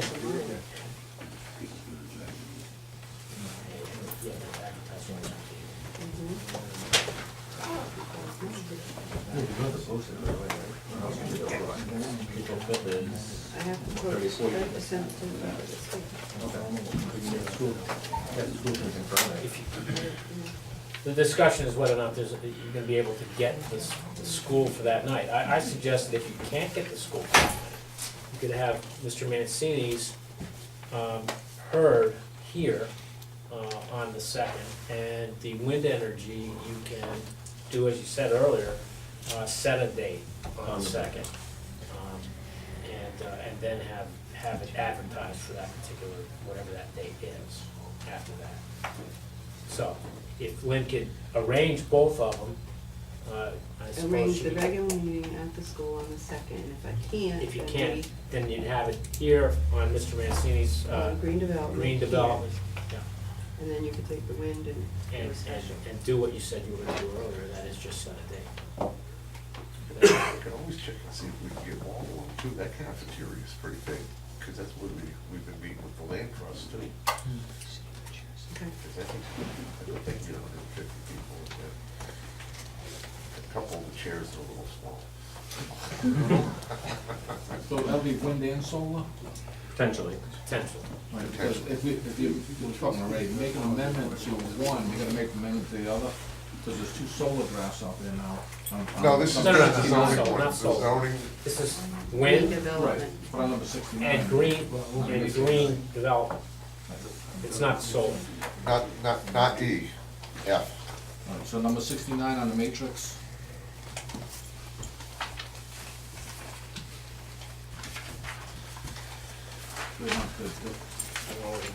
Well, the 69 on the matrix. Well, what are you looking at? Are you looking at the green? The green one. Yeah.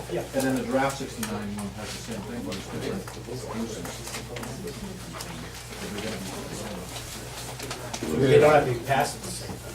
No, but one can't override the other one. That's the last. Yeah. So if you do one, the timing could be off, where you amend it and then you don't unamend it. So both tables are dry? Yeah. Which one do you, Which one? which one? Both, on number 69 on the table, both Yeah. drafts have different yes, nos. And like the green one says no, yes, yes, and the draft solar ordinance says no, no, yes.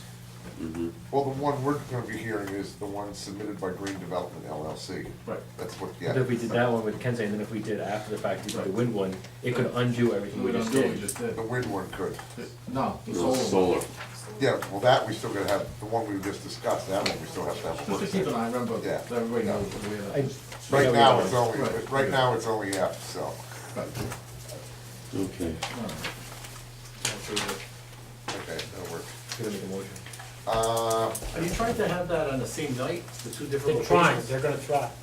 It all depends on whether or not you can get a large enough Venue. venue for that particular night. It'll be different nights, so the public wants to hear on green and also on wind, so Right. if people can't be at both places. The problem No, is, it's gonna be sir, in one building, one building. We're trying to get a big enough Okay, venue. but you said if he didn't, we're gonna have one here and one at the other at the school. that's because there's a different rule applying to the green application, because there has been a proposal that's been submitted under state law, which has a time, A 65. a 65-day requirement, which the other one does not have on it. So we must, unless Mr. Mancini were to agree that we could set the date next month and make sure we had all our ducks in line, we can't. And then, in order to comply with state law, we have to hold it at the next Okay, so town we should council. probably postpone the wind, so the public They can would hear be, go. they would be held at the same night. Oh, okay, those are not gonna be the same. Yeah, no, they would, if- No, No, we're trying to kill two birds with one stone, Right. so. Okay, I'm sorry. If they get the big venue, you're gonna have them all. I just want, that's fine, I just Yeah. wanna make sure that the public. It may be 2 nights, it may end up 2 nights if we That's can't get fine, the big as long venue. as it's opposite nights. Right. okay. Okay, I'll make a motion to set a public hearing for the petition from Green Development to amend the Exeter Code of Ordinances zoning appendix A, article 2, section 2.469. Second. Any discussion? Hearing none, all those in favor say aye. Aye. Alright. Alright. Next, the transfer station status. Oh, yeah, I asked if we could keep that on. Okay. Only because as we're 2 months away now from our budget resolution. Why don't they There's land I can sell.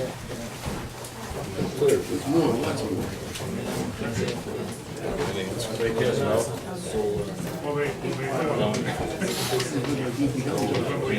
fees or something else, they'll be back.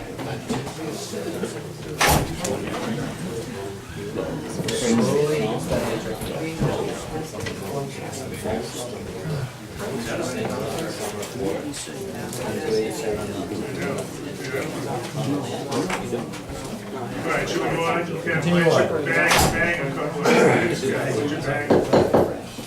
Just, thanks, Kevin. I asked that this be kept on so that we can, since we're 2 months away from coming up with a budget figure for a public hearing, last month, if you council remembers, I suggested we offer to buy the site. We go forward on that. So tonight, I'm suggesting that we offer the owner of the property to renew the lease, because we need some place to take care of the trash that people need to transfer. So I'm just suggesting that we reach out to see whether or not an extension of the lease is something that the owner of the property would consider. And I would do that again by registered letter or return receipt, whatever. Knowing that Ken's already made overtures, I'm thinking that we're 2 months away, we need to figure on some kind of a budget figure to put forward. So I'm suggesting that we try to keep it with 1 year, multi-year, I'm not sure what's appropriate, but, I'm sorry, but. I was saying, this was something we'll discuss in executive before we send a letter, or do you want to? Well, I know it's on the executive session agenda, but, if we're gonna ask to extend the lease, I don't know why we can't do it. Everybody knows we've got a transfer station, it's all public record. Every month we pay $1,000 or so for, rent, and so we gotta do something. We're 2 months away from a budget, so we're gonna put something together for a budget, I would think. I don't know what figure, we could just plug in the same figure of $1,000 a month, rather, and just see what happens when October comes. I suppose we could do that. Is the lease up this year? I thought it was next year. This October? But we've always done this in open session, this, the lease piece, not the sale, all the things we're talking about. Negotiations are always. Right, but the letter, you know. But just to ask, my point is if he consider extending the lease, I assume if he doesn't want to sell it, that I imagine he would like to continue to get some income from it. And we need a place to take care of the public. What is it, about 25% or so of the people in town that make use of the transfer station? Steve, did you tell us something like that, or? Well, it would be 1,000 stickers sold approximately. So that reflects over 2,000 to 3,000 residents, so half the residents. So it's half of Exeter makes use of. So you got 2.3 heads per house. Well, anyway, that's my suggestion. Do we just ask, send a letter asking if you'd be willing to extend the lease? Extend the lease, yeah. Well, I mean, under the current terms, now maybe we could ask, would he consider lowering the monthly rate? I would think he would not. I would think he would not, but that's not my suggestion. I'm only asking if he would consider extending the lease. And he might write back and say, sure, I'll extend it for double what you're paying me now, because the lease is up. Anyway, that's my motion. Is there a second to the motion? There was a motion. I'll second it for discussion. I do think this would be, for me, just knowing that we are looking at potential purchase or not a purchase, then obviously renewal, that this might be better for us to discuss in executive. That's my thoughts. Instead of sending a letter and then say, turn around and ask them for a purchase, I think might have a more coordinated letter. for negotiations. whatever, I mean, we've discussed this, overtures have been made to him, it doesn't appear that we wanna sell, but maybe there's We're another gonna be discussing strategy. how much we lease it for, and that would be better, but, my thoughts. I agree with you. I think it should be contingent upon getting the person who owns the piece of property in front of the council to discuss the position that the council is in, and we haven't even finished reviewing the executive report of the study committee of the transfer station either. So I think there's several things that we need to look at here, but I think Cal's right. I mean, Maybe if we they- can get the if they- transfer station looked at the same work session as the solar ordinance. I think that's Yeah. I don't think that's a bad idea. So we can bring in John in Yeah. executive session like we wanted to? Yeah. Yeah. Cause I We wasn't got at the that meeting. meeting then, a We'd regular have to have a meeting, special meeting. a special meeting. We have a special meeting, an executive session, followed immediately by a work session. Right. Right now, it's just that solar ordinance on that work session, so. You don't have to come. Thank you. So what are we doing? So, there's a motion before us, all those in favor, say aye. Can you read the motion? No, again? no, no. if it's my motion. Yeah, it's yours. It wasn't seconded, so. Oh, no, so it- Frank. Well, I seconded it Oh, for for discussion. discussion, I'm Right. sorry. That's okay. Okay. So, the motion to send a letter asking to extend the lease. All those in favor, say aye. Aye. Aye.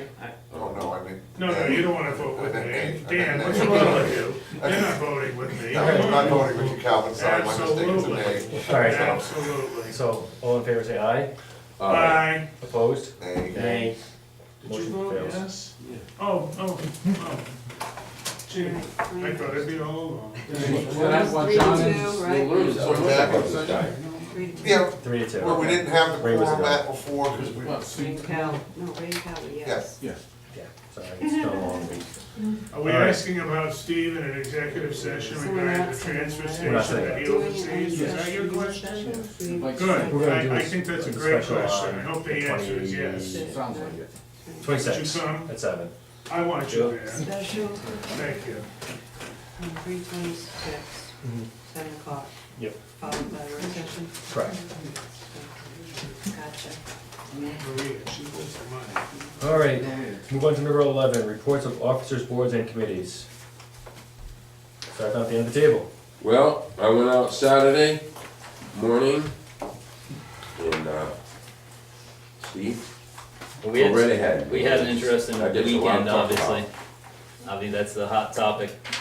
We went out, obviously Friday, cleared everything we could without getting in trouble with the grid. So everything that was stuck in lines, we were not able to remove. So we worked approximately till 11 o'clock on Friday night, doing all the trees that were falling that were not involved with power lines. We came back to work on Saturday, we reassessed every road in town, re-cleared every road that could be cleared. Worked approximately half that day, went home. The grid by Saturday night, started clearing trees out of lines, town-wide. Sunday morning, they continued that, we came back to work Sunday afternoon, given the grid time to work. We cleared all but 2 streets on Sunday afternoon. 2 streets that were left was Liberty Church Road and William Reynolds Road, because of poles laying in the street. Liberty Church, we did manage to get to 1 lane, but not accessible for school buses or fire apparatus. Today, they cleared William Reynolds Road, they were on Liberty Church before I had to come here, so I don't know if they finished Liberty Church yet.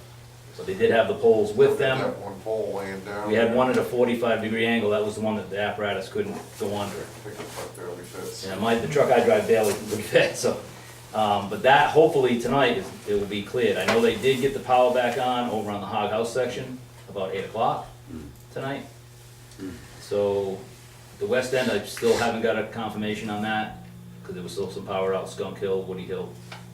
So there's still a few areas of town that's still without power, but it's all grid related, nothing to do with the public works. We've cleared everything we can.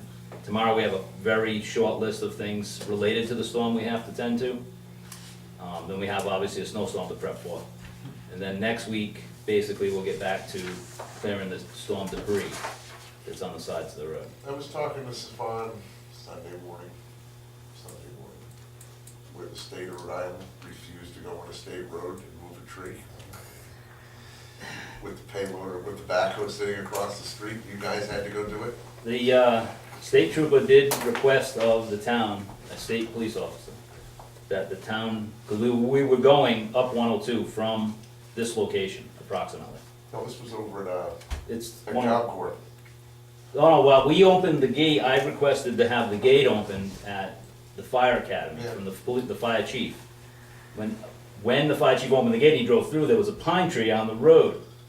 Yeah, now I know what you're getting at, okay. Stefan's So, telling me the state crew was sitting a quarter mile state down the crew road, was and at refuses to move Exeter that tree. Road, and the state of Rhode Island's DOT refused to move a tree that's on state property, which is across the street from Job Corps. Blocking Job Corps to where you couldn't get in. Right, so our machine was coming through from William Reynolds Road, coming back to the garage, because we using that for an emergency access to William Reynolds Road to Route 2 at the shop. And so our machine did move the pine tree on state property. That was for our benefit, the Public Works Department, the Fire Department, the rescue. But it was very strange, and I agree with you, Dan, that the state of Rhode Island is a little ignorant in their ability to move their own trees. And I thought you was meaning the one that we moved on 102. No, because when he was telling me, I go, yeah, I saw the machine sitting in the parking lot of Exeter Pizza. And they goes, did, they "That was the requested, crew that and they refused said, to do it." the DOT said, no, they will not do any work on state property for the Department of Administration. So the town did move the tree, yes, but that was for the town's benefit and of our taxpayers and our rescue and fire department. I thought you was referring to the one on 102. Just another example of our tax dollars that we pay and they refuse to do something. So what happened on 102? The tree came down up here just past the library, heading up towards Wallam School. So it was just, our machine was right here and the state trooper asked if we would move it. I believe it's just because he didn't want to have to keep sitting there, basically. But, so we moved the tree off the road anyway, and for the safety of the citizens. But we were going up that way anyway with our machine to go to Trips Corner Road, to move some other trees over there. So other than that, things went fairly smooth. I'm not real happy with the overall response, but the grid ties our hands, unfortunately. And I tried to fix that, and they did not want to engage us on that level. We're better trained, we have equipment, we have licenses, but yet they will not allow us to work. I mean, they're tying our hands, or we would've had, William Reynolds Road would've been open. Well, it's no different than last October. No different, exactly, you are 100% correct, yes. They tied our hands, and that's, I wish we had something we could do more. I engaged the Rhode Island Public Works Association, we had a set down with the grid, to no bill. They said no, outright no. Well, I wonder if the town council should draft some type of a letter to Mr. Ryan, is it? I'm not sure who you would address it National to, Grid. National Grid, no. And say it's disappointing that this has not just happened once or twice, but over the period of 8 years, it always seems like, I looked at the outage map of the 5 different counties. And as the outage map started to go down in Kent County and. You're still on, aren't you? I think we're back up, because we were on the same line as Hot House. You should've went up around 8 o'clock. So I think our section of the east side of town is up, I think. I believe they got everything, Gardner Road and Hog House, and I think a whole line went up around 8 o'clock. Yeah. Other than that, all the other public work stuff went very well. We actually did have one issue. We lost one of our trucks due to mechanical breakdown, which it was on the agenda, it's on the list to be replaced this next fiscal year in July. But it's got such an extensive, we've been pushing it off, repairing it because of the expense of the parts. But I did have a mechanic run it up the lift and check it out and get some quotes on repair parts. It's up to about $7,000 for repair parts to get it back running. And the truck is a 2008, it's a pickup, it's a 10-year-old pickup truck. I don't believe it's worth in the investment at this time, so I parked the truck. So we're down one of our trucks, and that's about the only other highlight on Public Works. And you had a truck that went in for warranty work, what was the problem? It has in a computer issue, and they cleared, I'm driving that truck now, and it seems to be fine now. It was a computer issue. Let's see. I believe they want to say it's because of the snowplow wiring. The computer on the truck's not happy with it, so they flashed the computer, and now it seems to be working properly. Good. All right. Well, are you done? Are you done? Transfer station? I went down there Saturday. I'm sorry, Frank, you want to say something? No, I just wanted to backtrack. According to my contact information, and I believe he's still the Director of Government Affairs, Mike Ryan at National Grid. So, I mean, the contact information that I have for him, as far as I know, is still accurate. I'm wondering if the town council should draft a letter and send it to him with the DPW director's concerns about how, you know, we've had repeated occasions where this has been a difficult problem. Because our department could respond. Right. And facilitate restoration I of agree. power, I right? agree. That's what you, and offering to assist and being told No. the assistance is not allowed. Do you think that your powers to be have ever met with this fellow? Do you think he knows? Not with him we've met with our liaisons, each town has a liaison assigned. Right. That happened a few years ago, and that's usually who we meet with, and they had their their arborist was there.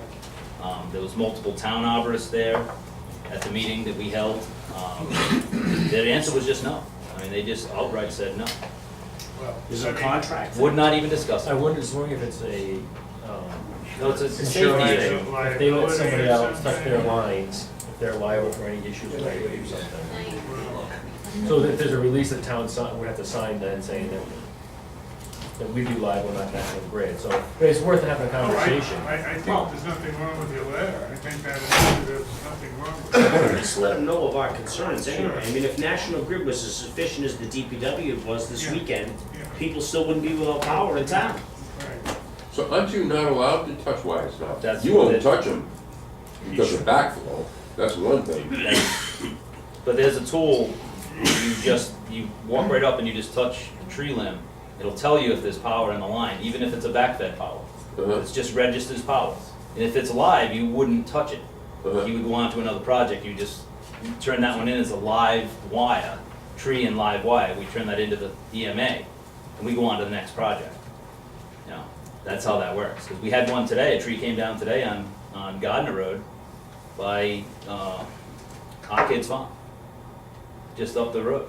And fire responded because it was a live wire in the road, on fire. They had just restored power yesterday in that area, on that section of Gardner Road. And then the tree came down today out of the blue, just came down, and it caused all kinds of trouble. But the grid did respond very quickly to that one, because they were in the area. The bucket truck came for the tree work, they shut the power down, a line crew pulled up, that was it was all good. But that's because they were in the area. Normally that would take 4 to 6 hours. So, but on an event like this, when you have a massive power outages, it's very easy to walk up, just like the fire department does. When they go to an MVA on a telephone pole, they test the wire with a hot stick. If it's live, they have to wait for the grid. If it's not, they continue with their operation and remove the people from the vehicle. It's no different for public works. Sort of letter asking them to have a conversation with us, to see if we can get that permission to work only on dead wires. Right. Because Right. my road was sitting there blocked. Yeah, we don't wanna put our guys in a situation. No, we would never. where We We're gonna would. put them in harm's way, but if it's a situation where it's a dead wire and they still won't let our crew. Remove a tree. Right, I mean, what's the, do you have that piece of equipment, Steve? Yes, we have At the garage? everything we need. So, there you go. All right, so I'll make a motion that we send a letter to National Grid, to Mike Ryan or the coordinator for I'll government give affairs. the contact information that I have to Madam Clerk. I'll second that. To indicate that we would like to be able to have our DPW work on down trees where the line is dead, but it's entangled. Okay. use. I second. Thank you. Yeah.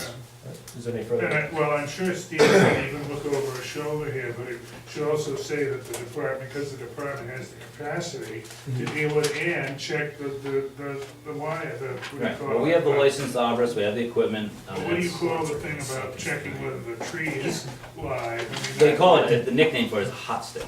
Yeah, okay, and you have. Right, we're gonna get better equipment anyway, because we have to. You already have the Because capacity. even though you may not even realize an entrance cable is in a tree that's down, so we need to have them regardless, Assessing it. so. So, my, this is, I'm sorry, we can vote, that was discussion. So what if you weren't the tree warden? Would that, I know we voted Well, you to be the tree warden before, Well, would the that? tree warden is for deal a with lot of anything? other reasons. Okay, yeah, The licensed arborist part's probably the more beneficial in that conversation. Not so much the tree warden. The tree warden has some other purposes, but the grid, they're not concerned with that. Unless they wanna remove a tree, other times of the year, then they come to us for that. thank you. Okay, so, back to the motion, all in favor? Aye. Opposed? Motion carries. Let's move on to transfer station. Well, Saturday, I went and took my stuff to the transfer station with no power. But the guys, and I commended them for what they did. They did real good down there. We have the extra dumpsters, we use the old. We have a plan in place for no power, correct? Yeah, so they did really good, but go right ahead if you like to speak on that. But yeah, when we have no power at the transfer station, we're still open, unless it's a different kind of weather situation. So Saturday wasn't raining, wind was okay. Basically, we do, just like Ray said, we use our open top 50 demo boxes. We can't run the compactors, obviously. So we put all the recycles in our old 50-yard roll-offs. So they made the entire weekend with no power, and since the power came back on after they left on Sunday. So, but yeah, we made the whole weekend, no problem with no power. They did fill out probably 2 extra boxes than we normally would run on a 2-day set, but so it'll cost us maybe $300, a little more than we normally would. I know in October, we had a lot of spoiled food, The weight goes up, unfortunately. Weight goes up. So that was a Yeah. concern, but we did have the compactors for that one, and that's why that was a real concern. This time it won't be a concern, because it's in an open top, uncompacted box. okay. Animal shelter, busy day there today. Picked up a beagle from School on Wood Road, if anybody knows somebody over there with a beagle. And another dog was dropped off. I didn't get a chance to get over there because I was busy doing tree work and stuff today, but they did pick up a couple dogs today. Other than that, everything, they did not lose power on Route 2 at the shelter, so that was very good. We didn't have to put a standby generator there. Everything's been running very smoothly the last month or so. We have 2 ACOs here today, Dina and Lori, in the back. She comes sit in the front. So those animals didn't have The tags? VIP seat. They didn't have tags? I don't have all the information for you this time. I only got it, We don't know if they I got the were recall on belonged to someone in dispatch the town or whether because they a were dumped. resident dropped the dog off and put it in one of our kennels. I got the call from dispatch because she called, the ACO there was nobody on when the girl dropped. Somebody picked it up on School Inn Woods, dropped it at the shelter, put it in one of our outside runs. Called us to make sure the dog was gonna be found. So that's how I knew it was a beagle when it was picked up on the School Inn Woods. Other than that, I have not seen the dog at this moment. I'm sure that, We're getting a note from. no collar, so no tags. Nope. Unneutered, no collar. Alright, so it's a hunting dog. I have to check with a couple of people over there that have beagles. Right. Thank you, Steve. Combined tax collector? Yes. Monthly collections report from Kim. Total collections for the month of February was $679,515.17. All monies have been reported to the treasurer, and the delinquent tax blocks are being removed on a daily basis with the DMV, as I spoke to briefly last month. There have been considerable old taxes collected this month due to tracing taxpayers via the internet. And our quarterly tax bills are due on the 15th. Exactly. Thank you. No, I need to You're right. remind myself so I don't miss it. Continue with the school district? Certainly. I believe we all got it in our packet today about the upcoming meeting for the technology committee. Did everybody get that, Lynn? Or did you No, just give it to me? Just to you. Okay, so that's coming up on March 7th at 3:30. Anybody that's interested in attending that. I had, along with Dan, I had some discussions with Stefan Koudalakis this weekend with regards to the storm and some of the drills that they ran, so I'll just read directly what he said to me. Let's see. West Greenwich Police with the Exeter West Greenwich EMAs assisted in conducting the training with EWG junior and senior high schools on Friday. Roughly 650 students and staff were trained in the, you'll have to forgive me, for the ALICE program. I'm not sure what that acronym stands for, but I believe it in reference to having the students prepared, so in case anything ever happened, God forbid, here, like what happened in Florida recently. By March 15th, all schools and staff will have been trained in active assailant countermeasures. Buses were slightly affected due to weather on Friday, with the exception of having to bring the secondary school children back to the schools to have the parents pick them up at the last student arrived home only 45 minutes late. Everyone was accounted for, and we worked closely with the school district and emergency management agencies and the school superintendent, including Ocean State Transit. Let's see.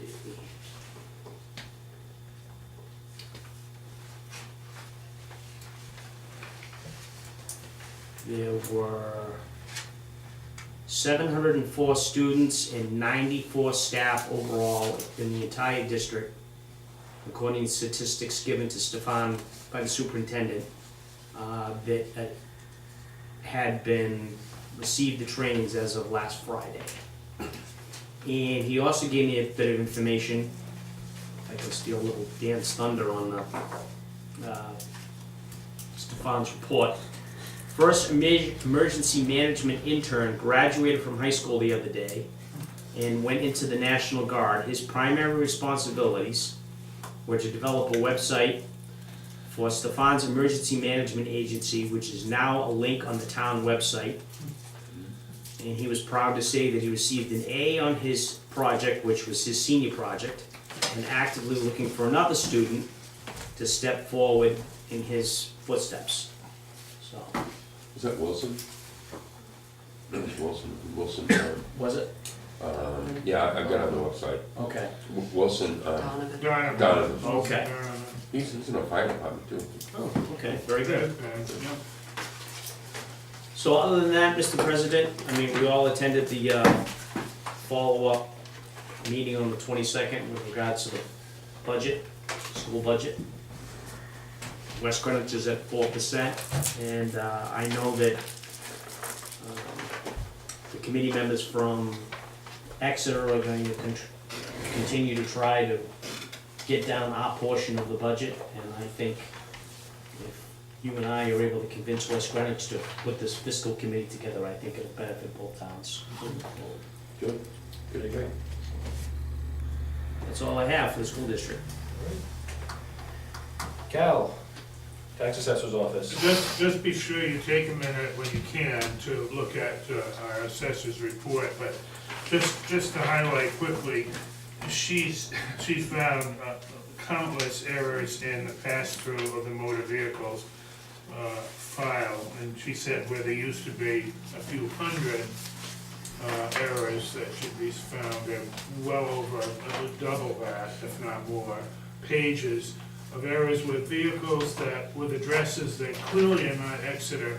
And as she said, when these vehicles are being processed wherever they are, just hitting by mistake one key that can put it someplace where it doesn't belong. So she's in the process of forwarding to other cities and towns where she can find where these vehicles belong. And now she's got to hope they will be sending to Exeter the ones that they may find. because now they have to be assigned account numbers.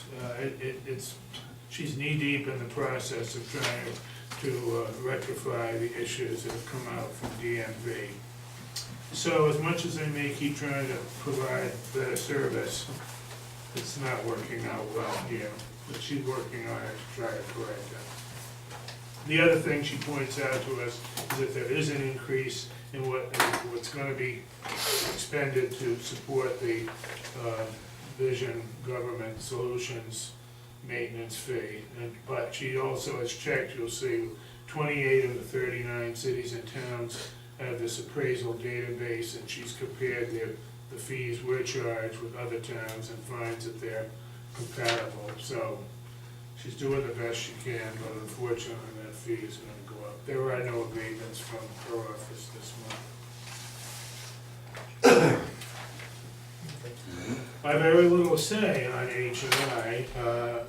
As far as the job corps is concerned, we have a meeting scheduled for Friday, so then I should be able to bring next month a considerable amount of information. I don't have anything to tell you this month. And as far as the Regional Planning Council, I reached out to Jeff Broadhead, the executive director, and I said, would you just please call a meeting in March? This was sometime in this month.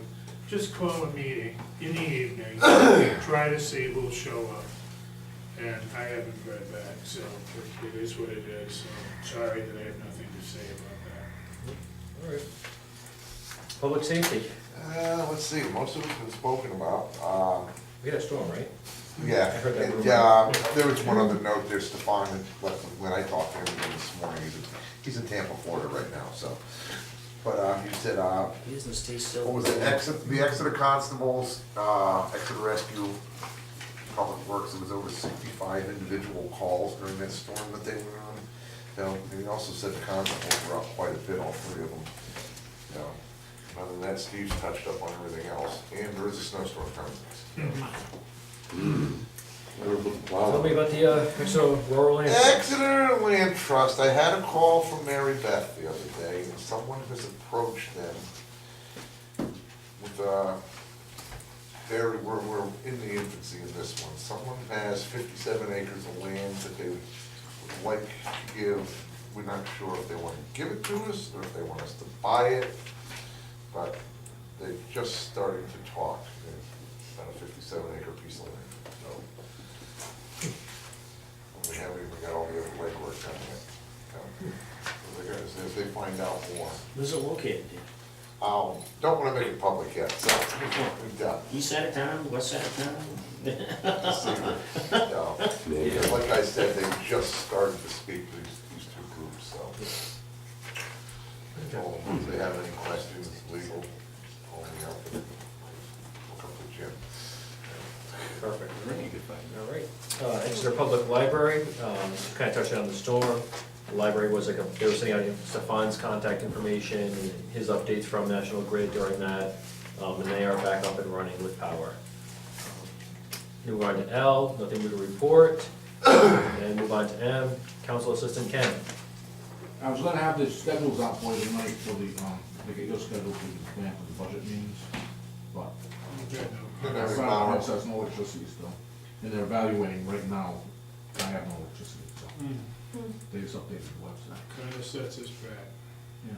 That's you back. From Chemical. That's you No, back. well, For the fire. just, no, I'll send an email, I'll just give you the dates that you're not available, Okay. so. And must-have dates, we know, like, the public hearing, we have to have that. The national meeting, we know that date. Okay. So everybody start sending your dates that you cannot attend but can. I'll send an email out with the Okay. list of that. Perfect. Mr. Maruzak. Just a few matters for executive session under items A, B, and C on executive session. Okay. All right, moving on to 12, the bills, appropriation and abatements. I'll make a motion to approve the bill sheet dated March 1st, 2018. Second? Any discussion? All in favor say aye. Aye. Right. Tax assessors abatements, there were none. And tax collectors remittances and abatements. No abatements. I do have a cut sheet for remittance if you'd like me to read it. Sure. Forwarded to us, which I believe we all got in our packet. It was a remittance, 2017 motor vehicle, $827.30. And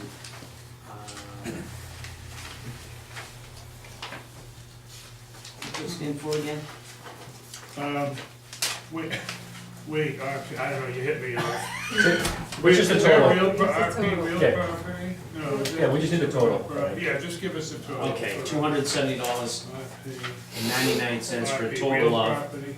$1,098.29. I'll second the motion. I don't think so bad. Real, I thought it's Real property, okay. Thank you, Maria. All those in favor say aye. Aye. Any other administrative issues? I do have one, please, if I could. And this is just with regard to the letter that we received from the chair of the planning board.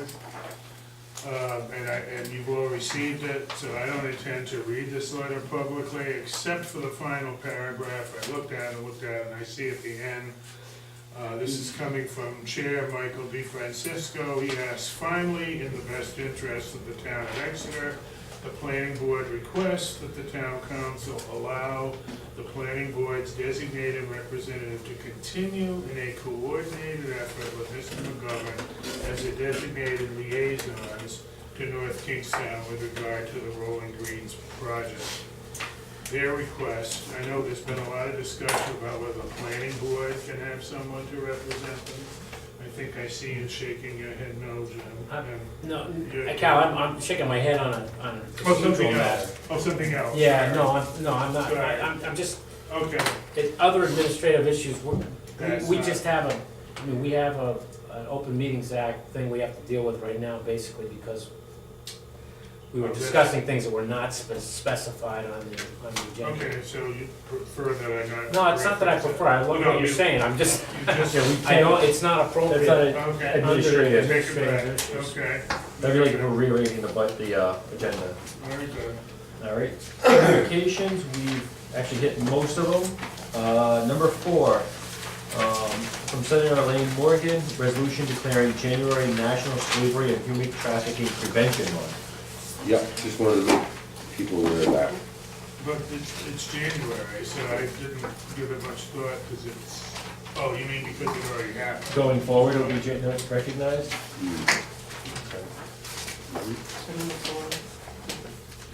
No action? All right, you want to continue with number 5? Number 5, I don't know if you know about this, Steve, or not, but somebody had, I guess there was a request for study traffic coming on Conrad Road, 165, between Gooseneck Road and the state line. I don't know if you know that or not. I haven't been copied on that, no. No, okay. I know they, this was addressed to Justin Price and Sherry Rhode out of West Greenwich and Richard. But they did a study. I just wanted to maybe, I was going to bring this up earlier, the people who live on 165.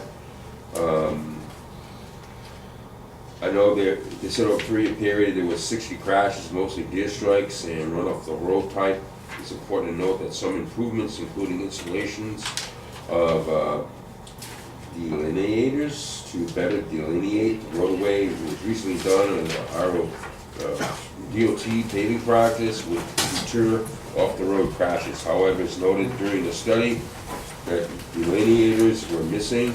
Also approved to install additional deer warning signage in an attempt to warn motorists of the potential deer crossing. Lastly, pedestrian warning signage at the hiking trail near Mount Town Road was also approved. I just want to bring that to people's attention if you live off 165 and you travel 165. To make you aware, FYI. Number 15 is also yours, it's next on the list. The National Multiple Sclerosis Society Annual MS Ride, the Road Bike Ride, June 9th, 2018. And we've always supported this. I don't know if we can get a hold of, Richard or Scope about this and, Richard and EMS and all. you know, We've had this in the past, I know we've had it, I know. So make sure they have a copy. Yes. Okay. All right, and lastly, number 44, the Armenian National Committee of Rhode Island, of Rhode, April 24, in memory of the Ottoman Turkish government planning genocide during World War I. Mhm. And we've done this in the past also every year. We have the flag, and they tell you which way to be flown, we're gonna strike up. And we have supported that, so, I mean, we won't support that as a council. There's any problem with that. We'll fly it here. I'm sorry. We will fly it here. Yeah. Is that your motion? That we'll- I'll make a motion that we fly the Armenian flag at our town hall, on April 24th. I'll second that motion. Like you said, we have done it in the past, and so, all in favor? Aye. Carries. Thank you, Mr. President. All right. Moving into executive session, we have A, B, and C through our solicitor. Do we want to talk about transfer station funding as well? Mr. President? Sure, this will make more than we will do. Sure. Absolutely. So, do we do transfer station funding as well? B? All right. And, B, we'll skip. Do we want to do animal shelter or not? Looking for animal shelter? All right. So I'll make a motion to enter executive session under A, B, C, and D. I'll second it. All right, all in favor? Aye. All right. Make a motion to recess, is what we want to do? Yeah, we can just recess it. It's us. Well, actually, the reason I get out of here. Keep going. It sounded like you had a wire through that. For Jim?